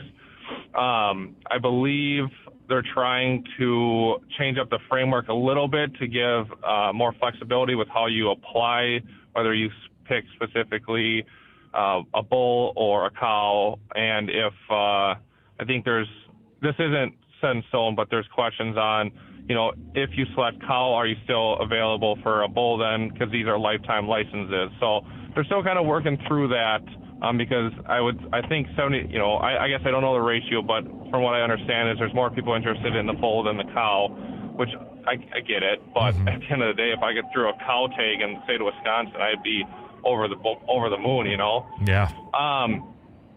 So they're working on it, but there's more opportunity each year, and they're trying to get that for the hunters, as well as some of them. The herd's growing very well.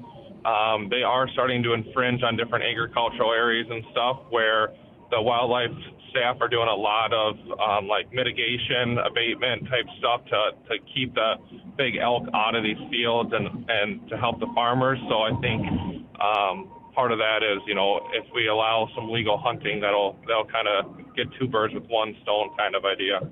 Yeah, you mentioned how that elk is like expanded. I think it was last week or maybe a couple weeks ago, people even in my neck of the woods was having elk photos over in Taylor County, like by Stetsville, Dorchester. There were some elk photos over there. So right. I mean, even making their way over there.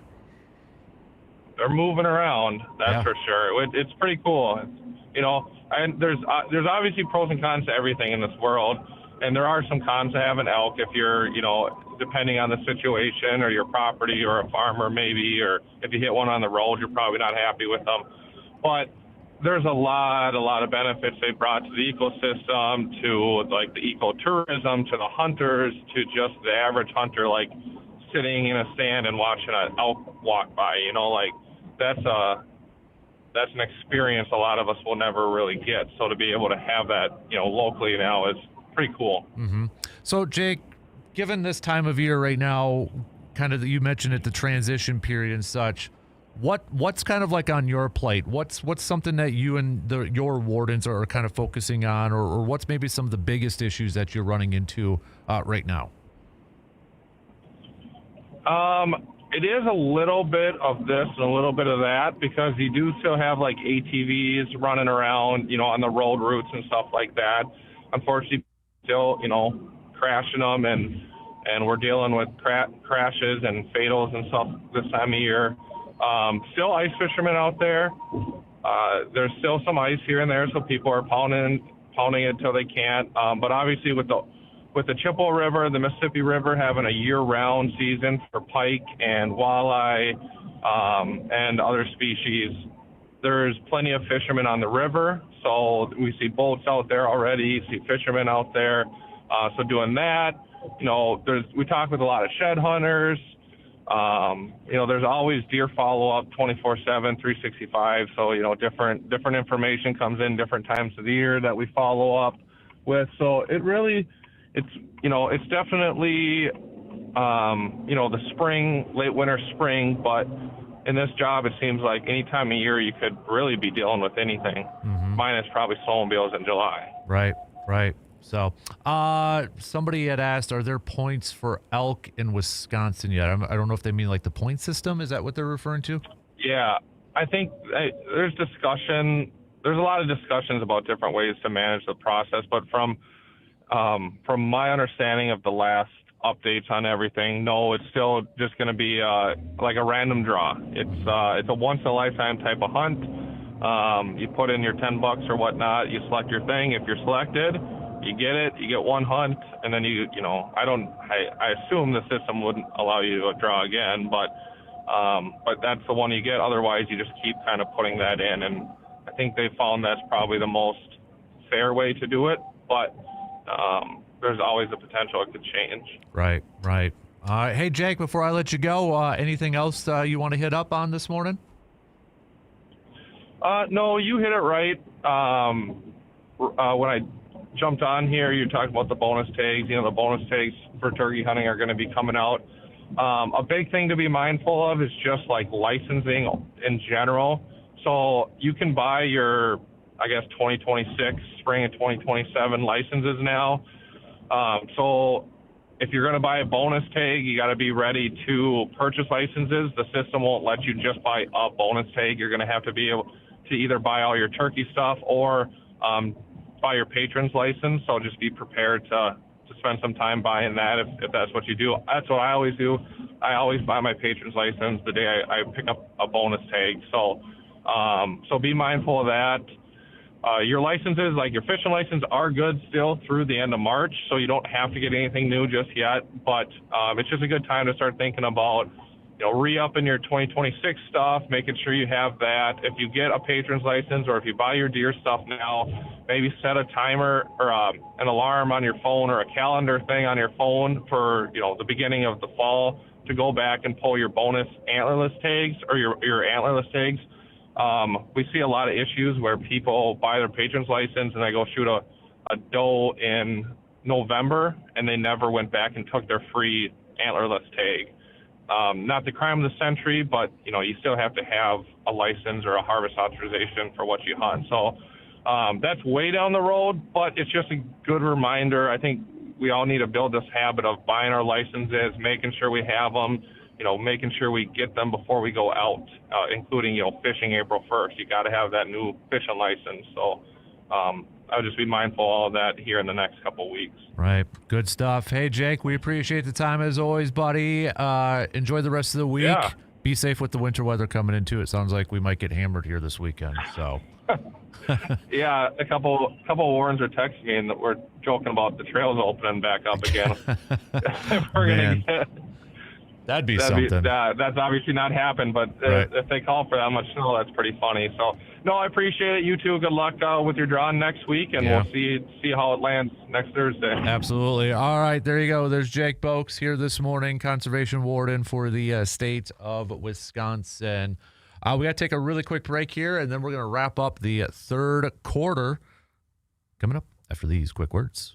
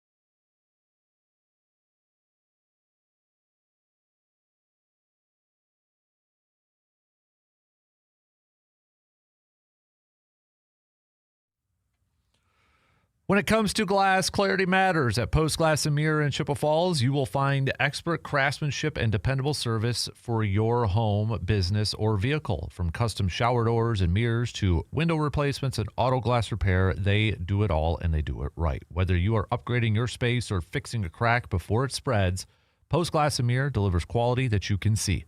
Local, experienced, trusted. Post Glass and Mirror in Chippewa Falls. Clear solutions built to last. Question for you, Carter, from a listener.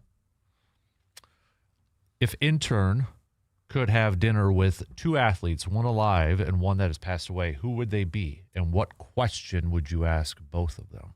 Oh, boy. How come you get that question? Nobody asked me that question. I don't even know. Especially the one that's not alive, yeah, that's a good question. I'll have to think about that. All right, you think about that for a little bit. So, I know my athlete. It'd be Don Hudson, just because I'm a huge Don Hudson fan. So that would be my athlete. Now, the current one, it's between two.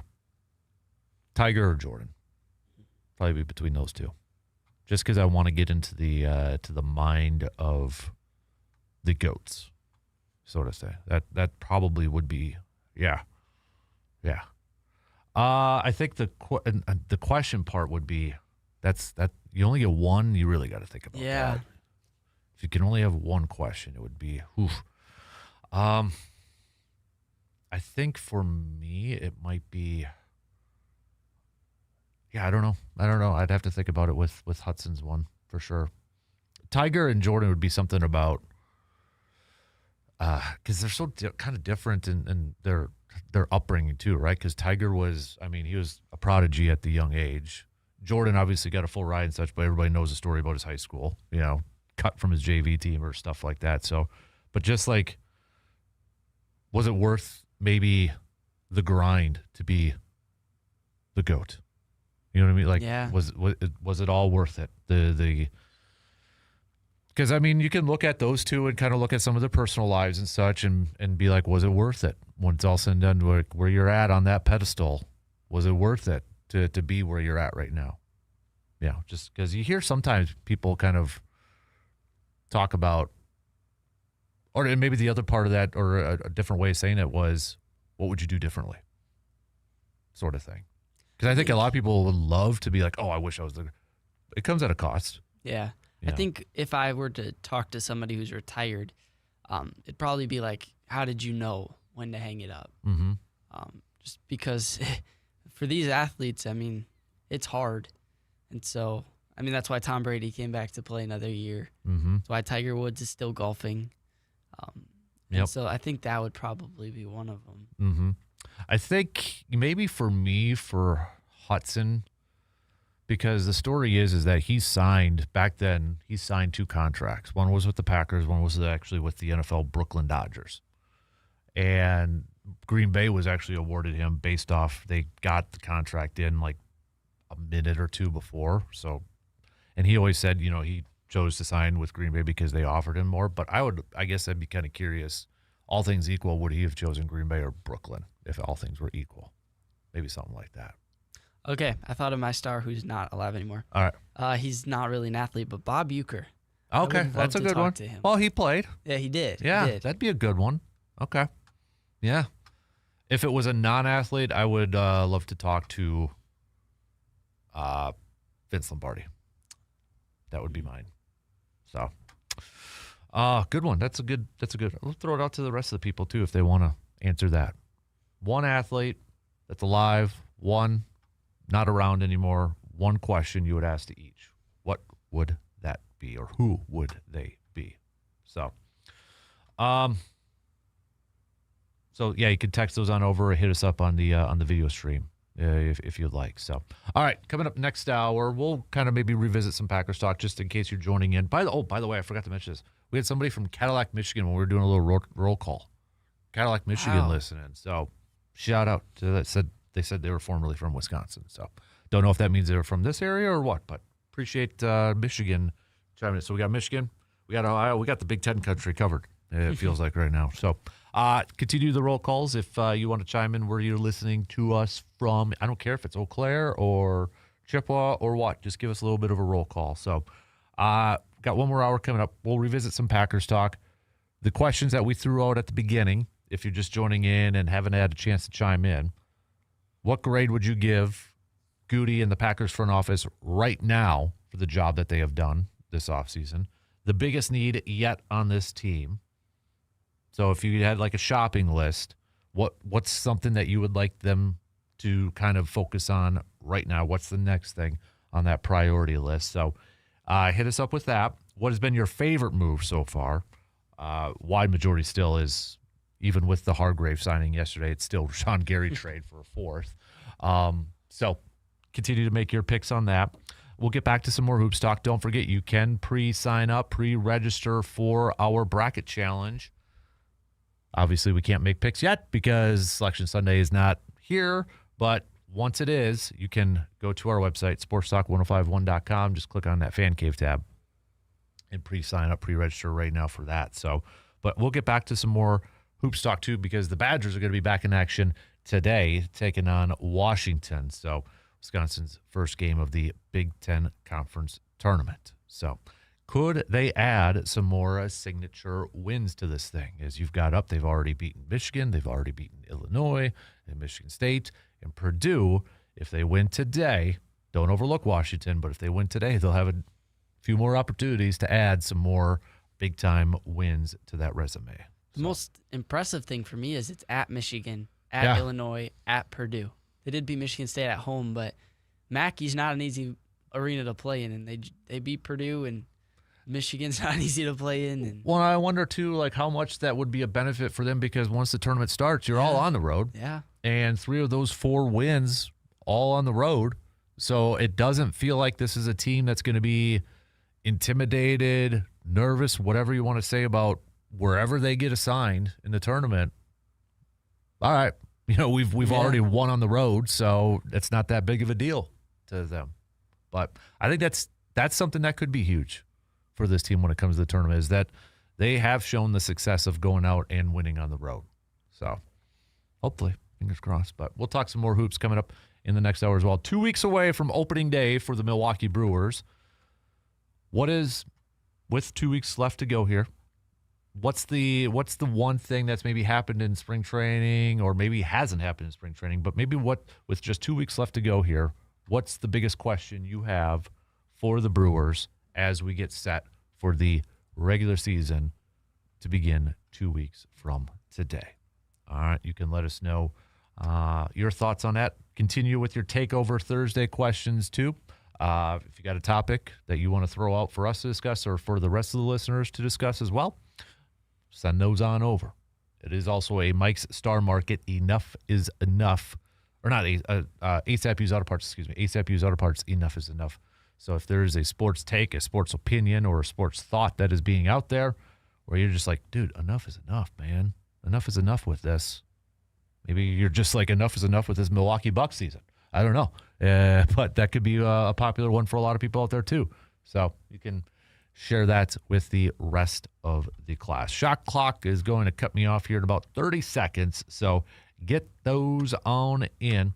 Yes, I did survey or played the Hargraves kid reaction. That was in the first hour. We did that too. So we already potted it up there, dude. Where have you been, man, surveyor? Enough is enough with you this morning. No, I'm just kidding. So, all right, shot clock's going to cut me off here in a few seconds. So we'll have some news updates and then begin the fourth quarter coming up after these quick words.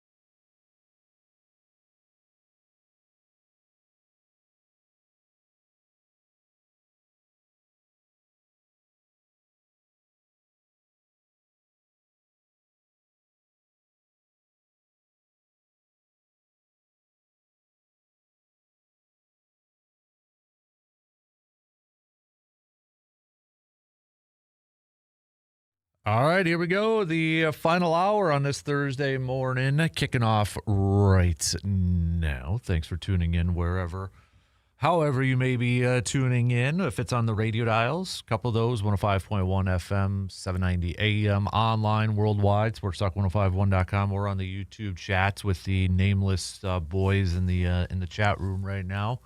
No idea what conversation they're having right now. I don't quite get what that conversation's flowing at right now. Probably best that I stay out of it. So otherwise, you got the app and, multiple Alexa, Google devices, all that good stuff. So it is a Takeover Thursday. You got a topic that you would like to throw out to the rest of the listeners, let me know. Send it on over, all right? We'll throw it out for the rest of the class. 715-830-1912.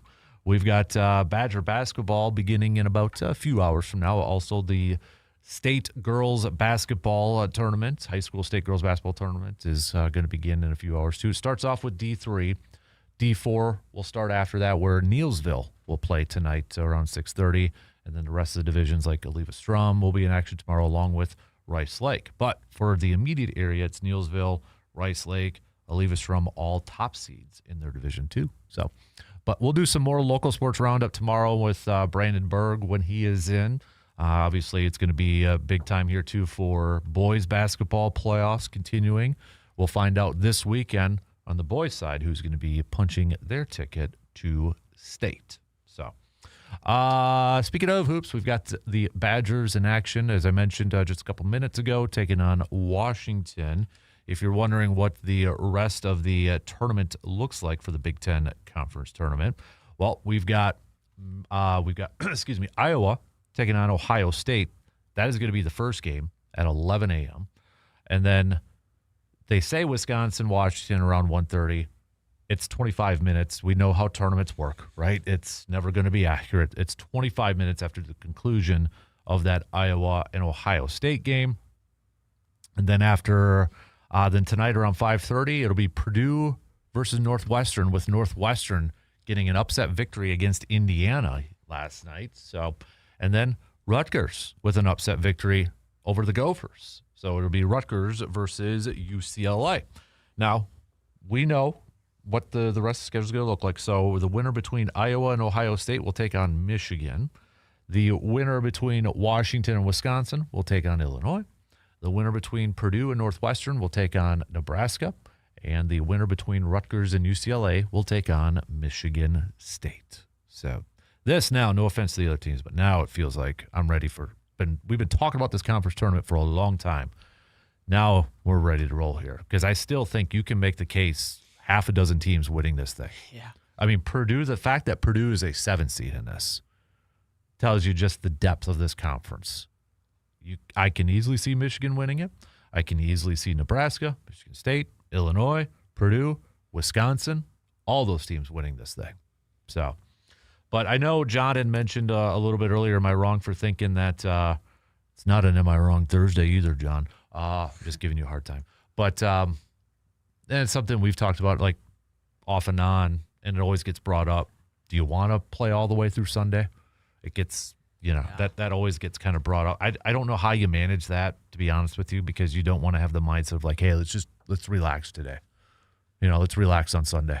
Don't do it too hard. So, and to be fair, I mean, those 14, 15 teams won tournaments too. So, but I get it. I understand the thinking. It's a lot of wear and tear, but yeah. Hey, no excuses. Play like a champion. Rule number 76. I think the hope for at least today is if you jump out to 20-point lead, maybe you can give them a little bit of rest. Close it out, right? Yeah. Because, I mean, we've been, I think, back-to-back Big Ten championships. Mm-hmm. We beat Michigan State last year and then lost to Illinois, or Michigan. Lost to Michigan last year. Lost to Illinois the year before. So, but we haven't had good tournament runs. Yeah, and that's where John was kind of coming at from too. But I don't think that's the reason Wisconsin lost those two. Like last year, BYU was just a horrible matchup. Where it was like when that came out, I'm like, oh no. Yeah. So it's like you just kind of knew already that was going to be a bad one. So they're an annoying team too. Mm-hmm. Yep. And it's so matchup based when it comes to tournaments, because there's going to be those games when that gets released on Sunday, like, oh crap, that team's not going to be happy. Yeah. So we'll see how it all plays out. But there was one bracket that I saw, I think it was earlier this week, where I'm like, are you kidding me? Wisconsin versus Miami of Ohio in the first round. Just your reaction. An undefeated team. Yeah. I'm like, are you kidding me? Because that would be one I could see Wisconsin possibly losing. Yeah. Well, and the problem with that, anybody who faces Miami, Ohio is going to be going against the crowd. Yeah. Because everybody wants to see them do well. Yep. And I want to see them do well unless they're playing Wisconsin.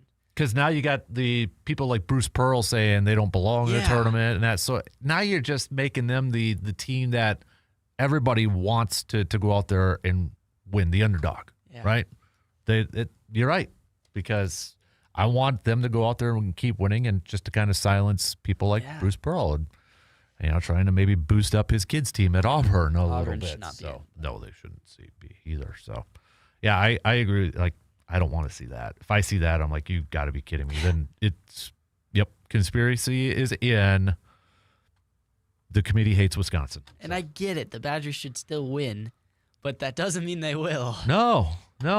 Exactly. So, what do we got here?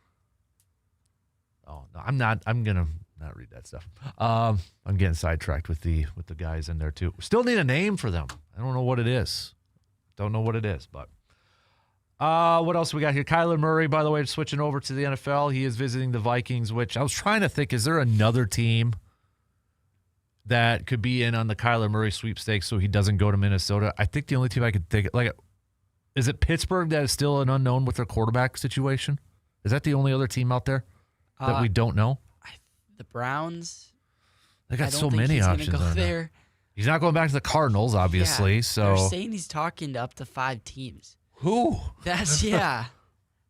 Who is? Because I was trying to think about this the other day, and I'm like, could there be somebody else? And if you're the Steelers right now, how much are you kind of like, hey, Aaron, could you have at least decided a little bit earlier? Yeah. Because, I mean, they've got DK. They just signed Rico. They traded for Pittman Jr. They got TJ Watt on defense. They got Jalen. They've got some nice pieces, but they ain't going anywhere if they don't have a quarterback. Yeah. So I'm almost wondering if he's kind of already told them he's coming, because this doesn't make sense. No. Like, you need a quarterback, so. Yeah, because if he's like retired, then I'd be like a little bit annoyed if I'm Pittsburgh, because not saying there was a great crop, but I'd rather have Kyler Murray instead of Mason Rudolph. Yeah. Or Will Howard right now. It says he's weighing his backup options as well, which that's not happening if he can start at Minnesota. If he goes to Minnesota, he starts for a year. Yeah. And he's betting on himself for a year to have a really good year, which good for him. Because it worked for Sam Darnold. It's worked for a lot of those other guys. So, and then he re-hits the market next year. But I was trying to where would there be another, even like a primo back? It ain't going to be the Jets anymore, I don't think, if they acquire Geno Smith. I think they're just going to roll with Geno this year and draft a quarterback next year. Yeah. I think that's kind of, because they have, was it 3 first-round picks next year, the Jets do? Yeah, because they got the Colts and then the Cowboys. Yeah, that's right. So, I mean, they got the ammo to move up if they have to next year for a quarterback. So it's just, will they be patient? Imagine they get the number 1 pick and then have those. Oh, geez. Maybe they should have really focused on tanking this year instead of signing everybody. But, yeah.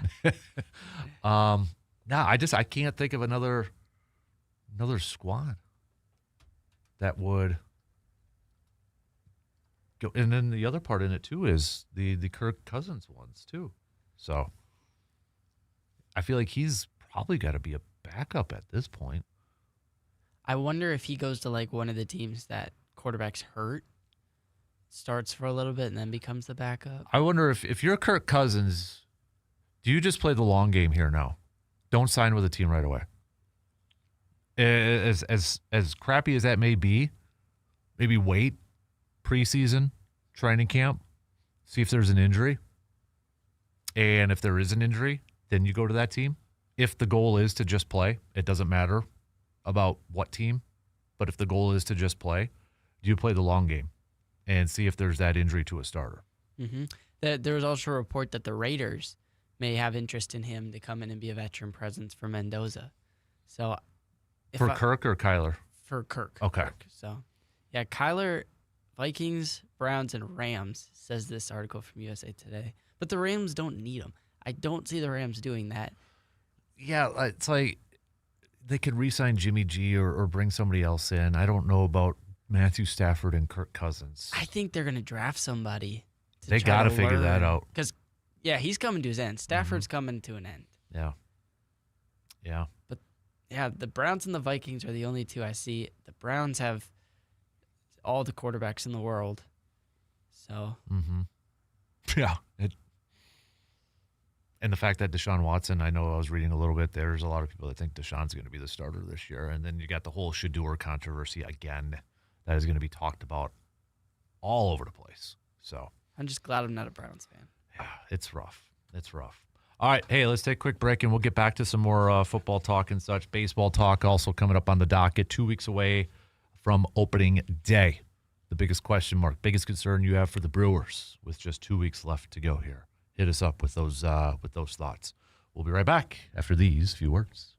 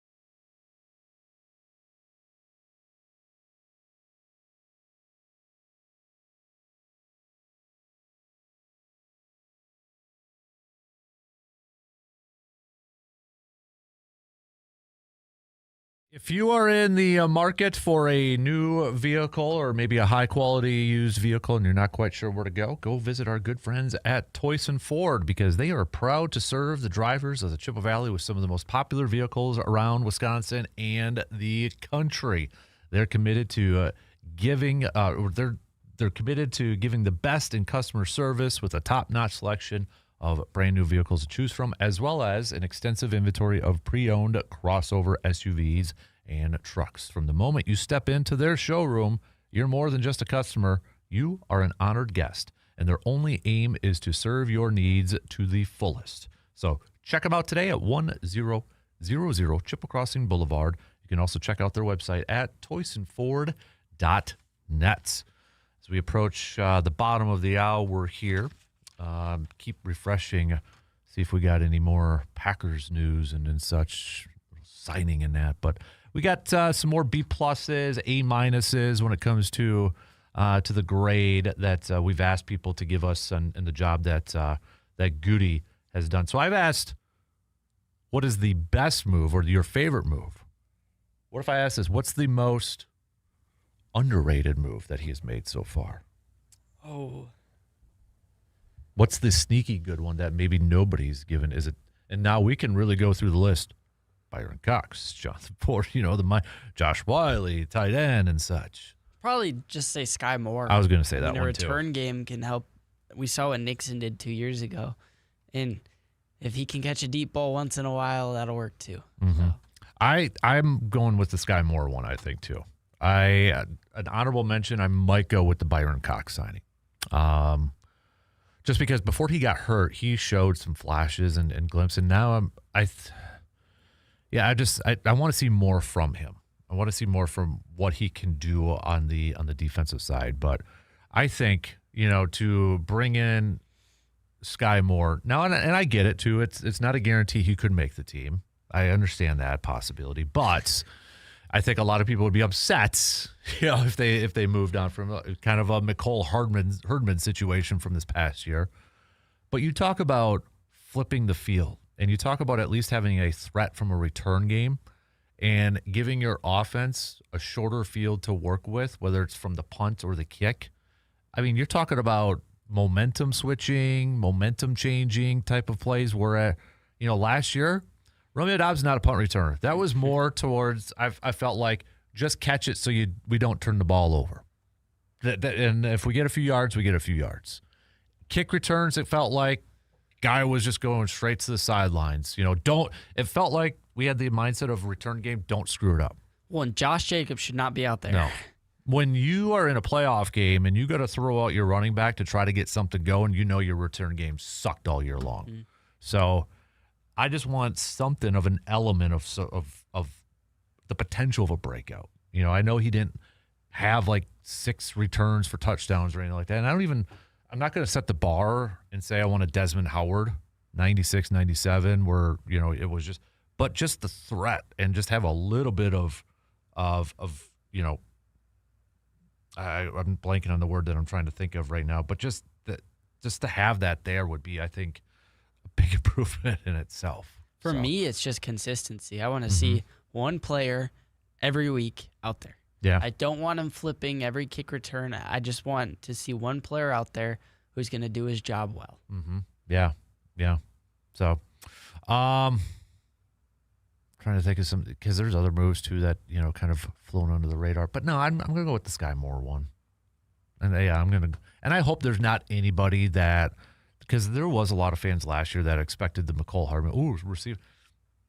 I don't think Sky Moore, you look at it, if we're asking Sky Moore to go out there and like get 600 yards receiving, I think we're in trouble.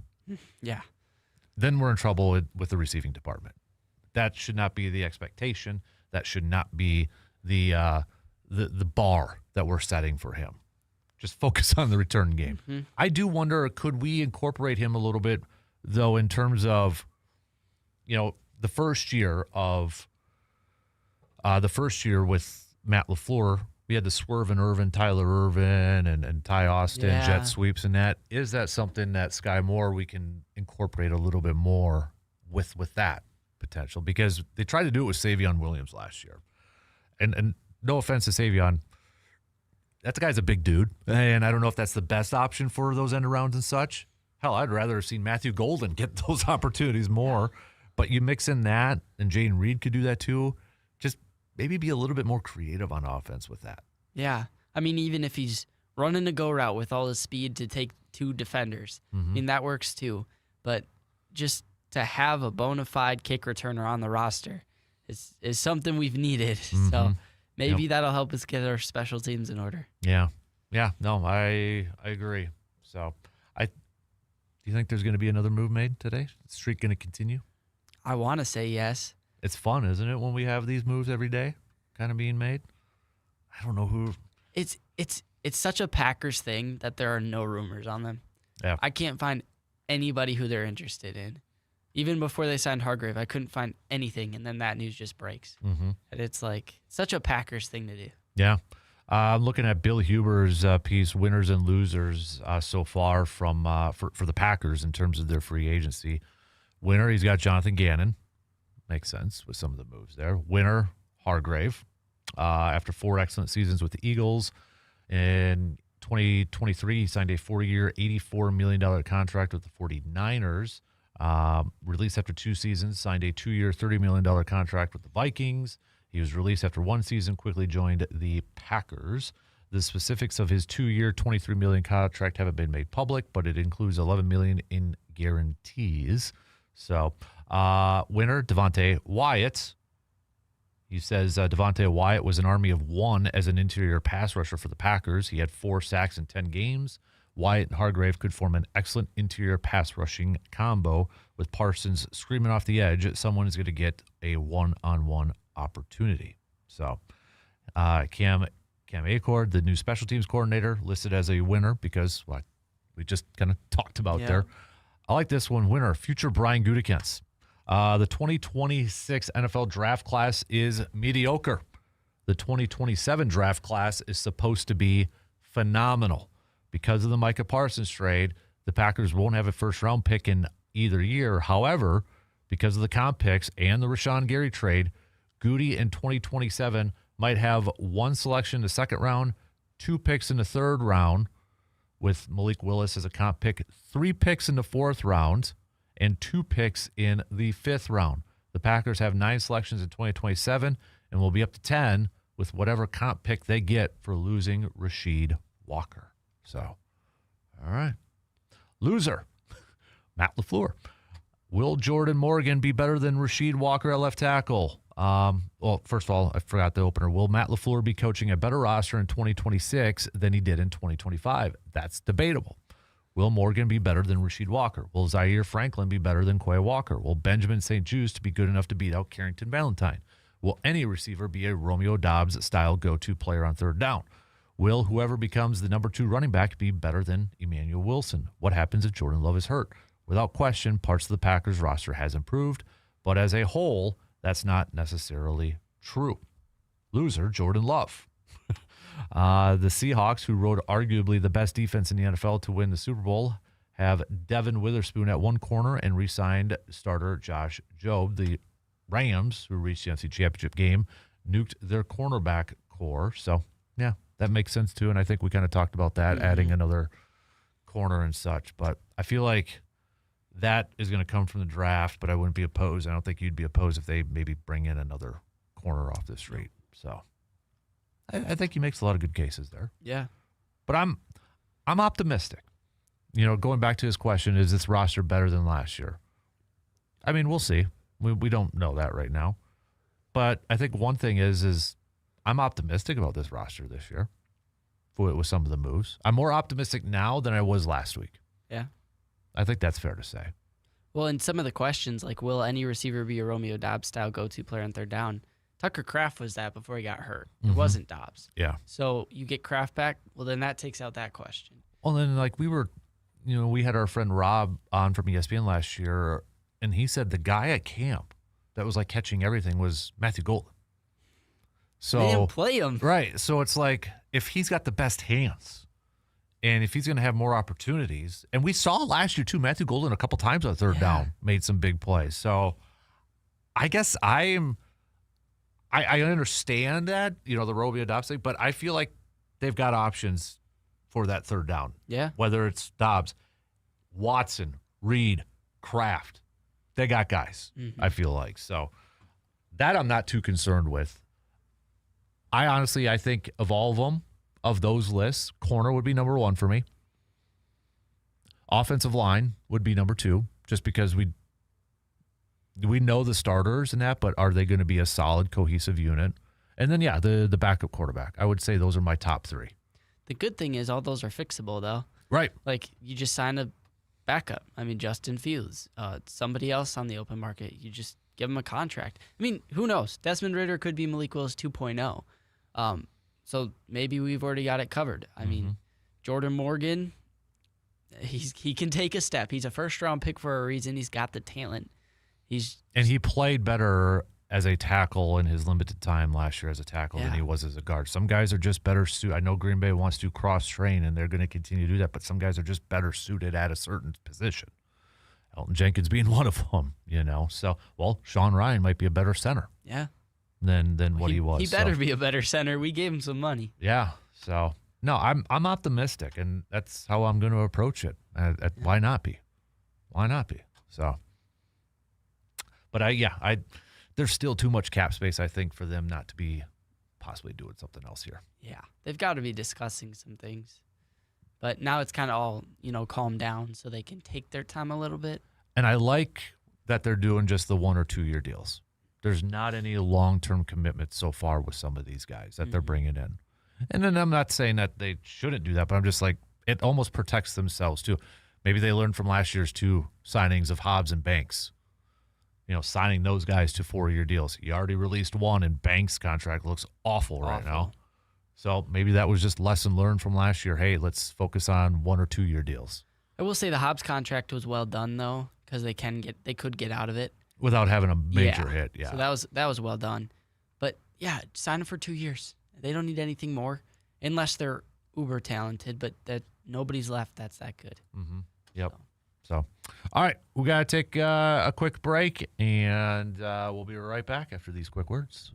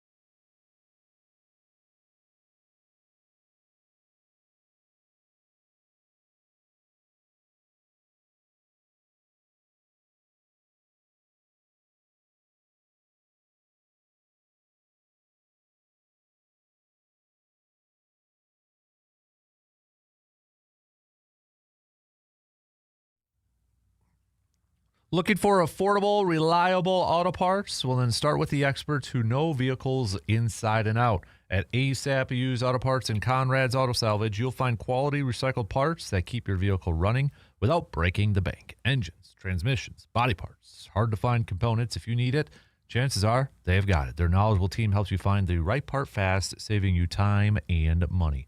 Whether you are a do-it-yourselfer or repair shop or just trying to extend the life of your ride, trust the local pros. ASAP Used Auto Parts and Conrad's Auto Salvage. From salvage to service, one name that you can trust. So I was reading a little bit, going back to that Kyler Murray Rams thing, trying to apparently sell him on being a backup there, but then replacing Matthew Stafford when Matthew Stafford would retire, which apparently, okay, I'd get that. That would be kind of intriguing, but how long? Yeah. How long is Matthew Stafford going to play? Then that's kind of a risk, right? Are you willing to wait maybe a couple of years? Are you willing to kind of do that? I get totally get where quarterbacks, they want to go to these systems like a Sean McVay, a Kyle Shanahan, a LaFleur, or wherever, but that's going to have to be that's ultimately going to be Murray's decision. But I think, too, Minnesota would be an option if you could be a starter for a year and then kind of bank on that and re-hit the market. Wouldn't be a bad option either. So. Well, yeah. If you play well with the Vikings, you could go start for the Rams next year anyways. That's true. So that's very true. I would just take the Vikings offer if I'm Kyler Murray. Mm-hmm. Yeah. I don't want it to happen. No. Although, they have a good roster. I don't know. I don't know how he'll do. He struggles because he's short, and that's not going to get any better. The NFC North's good, so I think as long as they, like Kevin O'Connell, would put him in a position to succeed, which I think he can, make him, whether it's maybe a little bit more mobile and moving the pocket around, and that I think you could do some damage there. It's just I think a lot's going to depend on that offensive line play though too for Minnesota, which we know they've struggled with over the years, and that's if they can kind of rebound from that. But it'll be interesting. I think he could get a little bit trigger happy going to Justin Jefferson the whole time. That's true too. Yeah. Because JJ's a little bit frustrated right now, and so in order to appease him, you throw to him. But Kyler again struggles to see the whole field. Mm-hmm. So if he's just throwing it to him, that could be it. He's better than JJ McCarthy. So. Obviously, I'd rather have J.J. McCarthy start. But Yeah. I think ultimately it's going to be Minnesota now. Yeah. And then it's going to be next up is Kirk Cousins. And I don't know what the Cardinals are going to do at quarterback. Are they really ready to roll with Jacoby Brissett as the number one quarterback next year? They did sign Minshew. Yeah. Jacoby played well. Maybe they draft somebody like a Ty Simpson. Or do they go again with next year with that draft? It's supposed to be loaded and just kind of, you hate that for coaches. Like, hey, just, do whatever, and then we'll try to get the quarterback next year. I don't know. What do you do? Yeah. Because you got Hackett over there as your offensive coordinator. You got Mike LaFleur. But you got Marvin Harrison Jr. Are you going to just waste another year with that? They could almost see if they could trade him for like a first. I don't know. Then, I really don't know what's going on with Arizona, what their plan is either. So, kind of weird. But yeah, it's very similar to maybe the Jets a little bit too, where it's like they're just going to go into this year and then revisit it next year. So, and I think the Raiders would be smart to bring in a veteran to back up Mendoza when he gets drafted. Heck, if I'm the Raiders, I'd try to prioritize bringing in a guy like Cousins or even Kyler Murray. I think you sit Mendoza for a year. Yeah, you could. I think what's wrong with that? There's nothing wrong with that. Yeah, he's a first overall pick, but hey, sitting a guy for a year or at least half the year, it's fine. Patrick Mahomes did it.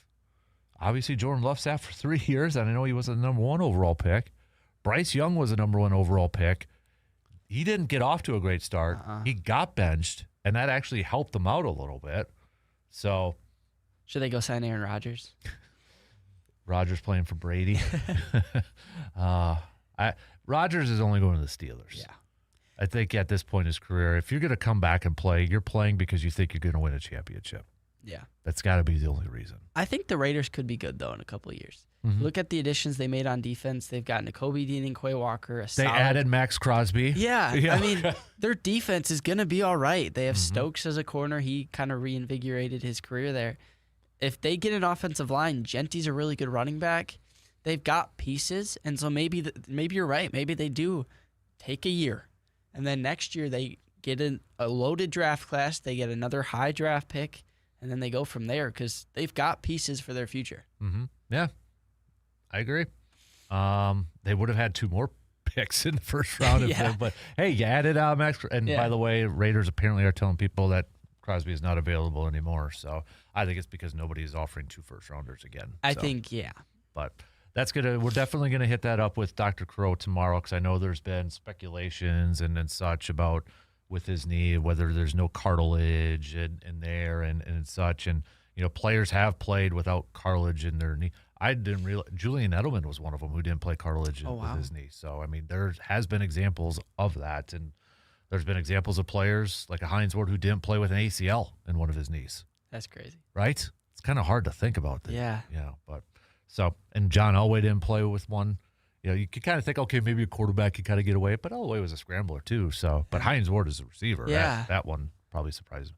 Edelman one surprised me without the cartilage. So, there's concern about short term.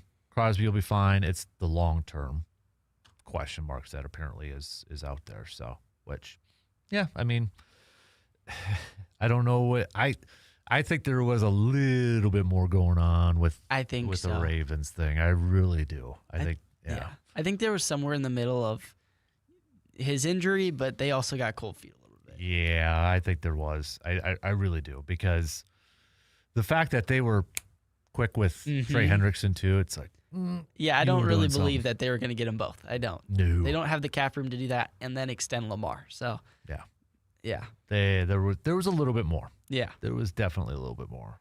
So, and I think this is going to open up a big can of worms at the owners meeting coming up at the end of the month too. Yeah. So there's going to be, I don't think the NFL, they can't penalize the Ravens because, I mean, they said failed physical and they can't prove. It's realistic. Yep. So I wonder, I don't know how you combat that. I don't know. Hey, here's an idea. Don't do the legal tampering and agree to these trades until the league year opens up then, for crying out loud. They have to give those picks anyways to the Raiders. Right? It's like, how about we don't have this period and just open it up right away? So then it's just it's dumb. Legal tampering. Tampering is not legal, so let's just not. Yeah. And I know like the trade, even if it was opened up in the regular season and they could have still used it, but I think what was probably the biggest thing that people had an issue with is all these other teams made moves after thinking that move was done. Yeah. So that was I think the trickle-down effect of that is what probably was a big question for a lot of people. Because for a hot minute there, I know I wasn't the only one. Like, is that going to ruin the Rashawn Gary trade? Oh. Because the Cowboys were apparently interested in Crosby, so are they like, nope, we're going to cancel this and now go physical. Yeah, we're going to cancel this because it's not official. Didn't become official till yesterday, and we're going to go after Max Crosby instead. I'm like, son of a gun. But luckily, luckily that didn't. We happen. still got him fleeced. So. Still got it. So, all right, final break time. We got some picks. We're going to make some college basketball picks with the Big Ten Conference coming up or going on right now. We'll catch up on some of the texts from Section 105 on the YouTube chats, and last call for any text on that Shoe Doctors bullpen line as well. So, all right, final break. We'll be right back after these quick words.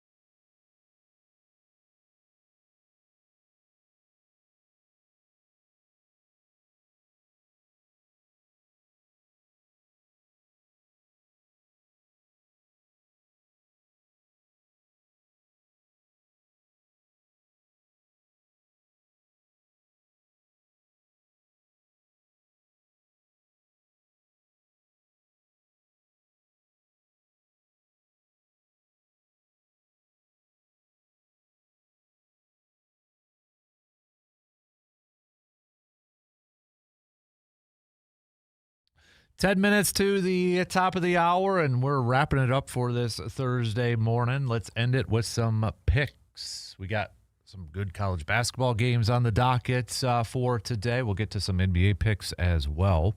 Let's start off. Will Miami of Ohio, 20th ranked Miami of Ohio, which starts in 10 minutes. Massachusetts taking on Miami. Who you got? Yeah, give me Miami. I'll go Miami, too. Let's do NC State taking on number 10, Virginia. Ooh. We'll go Virginia. Big win, I think, yesterday from NC State, Will Wade's group and such, but I'm going to go with Virginia. Providence versus St. John's. St. John's. St. John's. Iowa, Ohio State. Iowa. I'm going to go Iowa, too. I think defense. Yeah. Iowa's defense is going to prevail them. But it should be a good game. I mean, Ohio State's only favored by 1.5. Number 7, Iowa State taking on number 16, Texas Tech. We'll go Iowa State. I'm going to go with the Cyclones of Iowa State, too. How about Kentucky versus Missouri? It's crazy how bad Kentucky's been this year. Mm-hmm. We'll go with Kentucky. I'll go with the Wildcats. I'll go Kentucky, too. So how about Louisville and Miami? Miami. I really like Miami. I'm going to go with the U, too. How about Auburn versus Tennessee? Tennessee. Let's go Northwestern versus Purdue. Purdue? Yeah. Let's go. How about kind of an intriguing one just because they've really fallen off, but still, BYU versus Houston. Yeah, that could be a good game. I'll go Houston. I'm going to go Houston. It's a shock that Houston, I mean, not really, but considering if you go back to the beginning of the year, Houston's favored by 10.5 in this game. Wow. So, yeah. Let's go with TCU versus Kansas. I'm going to go Kansas. Clemson versus North Carolina. Oh. I'll take North Carolina. I'm going to go the Tar Heels. And then finally, Wisconsin. Washington versus Wisconsin. Yeah, I'll take the Badgers. I'll take the Badgers, too. They are favored by 7.5 in this game. So let's go to the NBA world. We've got the 76ers taking on the Detroit Pistons. Pistons. Take a guess of what they're favored by in this game. 12.5. 15.5. Wow. 15.5. Phoenix taking on the Pacers of Indiana. Phoenix. Yeah, I'm going to go Phoenix. Nobody wants to watch that game. Wow. Washington and Orlando. Orlando favored by 14.5 in that one. Hey, if it was the Bucks, it'd probably be Bucks favored only by 4. So, and they'd still lose. Yeah. Brooklyn and Atlanta. Atlanta's favored by 15.5. Jeez. Atlanta. Yeah, I'll go Atlanta. Dallas and Memphis. Dallas. I'll go Mavs. This is a good one. Denver at San Antonio. Give me the Nuggets. I'm going to go Spurs. I'll go Spurs. Another good one. Boston at OKC. Celtics. I'm going to go Thunder. Chicago and the Lakers. I'll go Lakers. And then Milwaukee at Miami. By a billion. I am going to go Miami, too. And they are favored by 6.5 in that game, too. So I honestly feel like a lot of those guys have just kind of checked out. Yeah. And I hate it. I hate thinking that way. I hate saying that, but it's got that feeling that the Bucks have just checked out of this season. So closer we get to the end of the regular season, it's going to be kind of the talk about, is this going to be the last time Giannis is playing in Milwaukee in a Bucks uniform, or is this going to be the last Bucks game for Milwaukee? So I don't know. Here's something. This was a little on 3. Reported a little bit ago. The SEC is considering its own in-house governance and enforcement model, frustrated with the NCAA's lack of oversight. So I don't think anyone on any campus wants the status quo to remain in our league by unanimous vote. We can't go on as we are, Greg Sankey said on the Paul Finnbaum show. So another step maybe towards the end of the NCAA. Yeah. Maybe another step. Your biggest conference or your most popular conference feels that way. So Joel Lenardi's got an updated bracketology. Doesn't really affect Wisconsin too much, but number 1 seeds, Duke, number 1 overall. Florida, Michigan, Arizona. 2 seeds, Michigan State, Houston, UConn, Illinois. Alabama, Nebraska, Iowa State, Gonzaga are your 3 seeds. Kansas, Purdue, Texas Tech, and Virginia are your 4 seeds. I almost feel like those 4 seeds, Kansas, Purdue, Texas Tech, and Virginia, I'm going to make a bold statement. Right now, without even seeing the matchups, 3 of the 4 lose in their opening round. Wow, look at that. I can almost see all those teams losing in the opening round. And none of them scare me. Kansas has that potential, but they're just like inconsistent at times, and their best player, I mean, you're going to put forth the effort? You know, what's going on here? No kidding. So, and Texas has always screwed me in brackets, so. Texas Tech's going to lose. They lost their best player. Mm-hmm. They could win first round, obviously, but. Virginia is just, I don't think anybody knows anything about Virginia. Yeah, they're weird because they lost their best player to Louisville, and then they're still better than Louisville. Mm-hmm. It's confusing to me. Yeah. I get the number 1s. I get the number 2s. Although Illinois as a 2 is maybe. But Alabama, I think, yeah. Alabama as a 3 is pretty high. Mm-hmm. Like, that surprises me. I guess they are 23-8. Should be, should be a fun tournament, though. Yeah. A lot of parity. There is. I feel like there is. Okay. Yeah. I think a lot's going to potentially change, though, here, too, in the next few days with these conference tournaments, too. So there's a lot on the line for some of these tournaments. So you have to set the table on air and tell your hole-in-one story. Inquiring listeners want to hear about it. Where did that come from, C-Bomb? What about? Yeah, I'll tell it tomorrow because Brandon likes to hear that. I'll tell intern off the air, but why do you want to know about my the news articles right there? Yeah, it's right there. That was 23 years ago in May. Holy cow! That happened 23 years. Was it 20? Yeah, that's 03. All right. It wasn't my college day. Oh, no. Okay. I got to figure this out, go through all this stuff. So, but yeah. All right. Maybe I'll say, I still want to do the show from that golf course one of these days on the anniversary. That'd be cool. Back in Medford. I know the guy who's the manager now. He was on the golf team with me, so I graduated with him. So he probably would let me, but have to figure that out. So maybe. I think it's. I have to look up the dates. What day of the week is it? I don't know. I have to double check the date. I don't know. I can't remember what day it was. So we'll see. Always, that's the dream. 23-year anniversary. I still have the little trophy in my man cave. It's like this big. I still have the golf ball with it. Hey, my coach might still be listening. He listens once in a while too, so he might. There you go. Yeah. So good times, Coach. Set it up, man.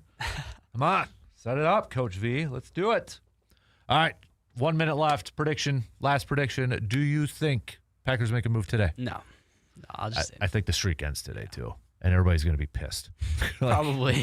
They're going to be so upset that they didn't do anything today. So, but yeah, I think that streak ends. Hope I'm wrong. I hope we get some more toys, some more players to make this team better, but I can't be too greedy. Yeah. So there's still more moves I think will happen. Yeah, but yeah, for sure. I think today, Goody, you deserve a spotted cow. I know he likes to drink spotted cow, so you go. I hope he had a spotted cow yesterday.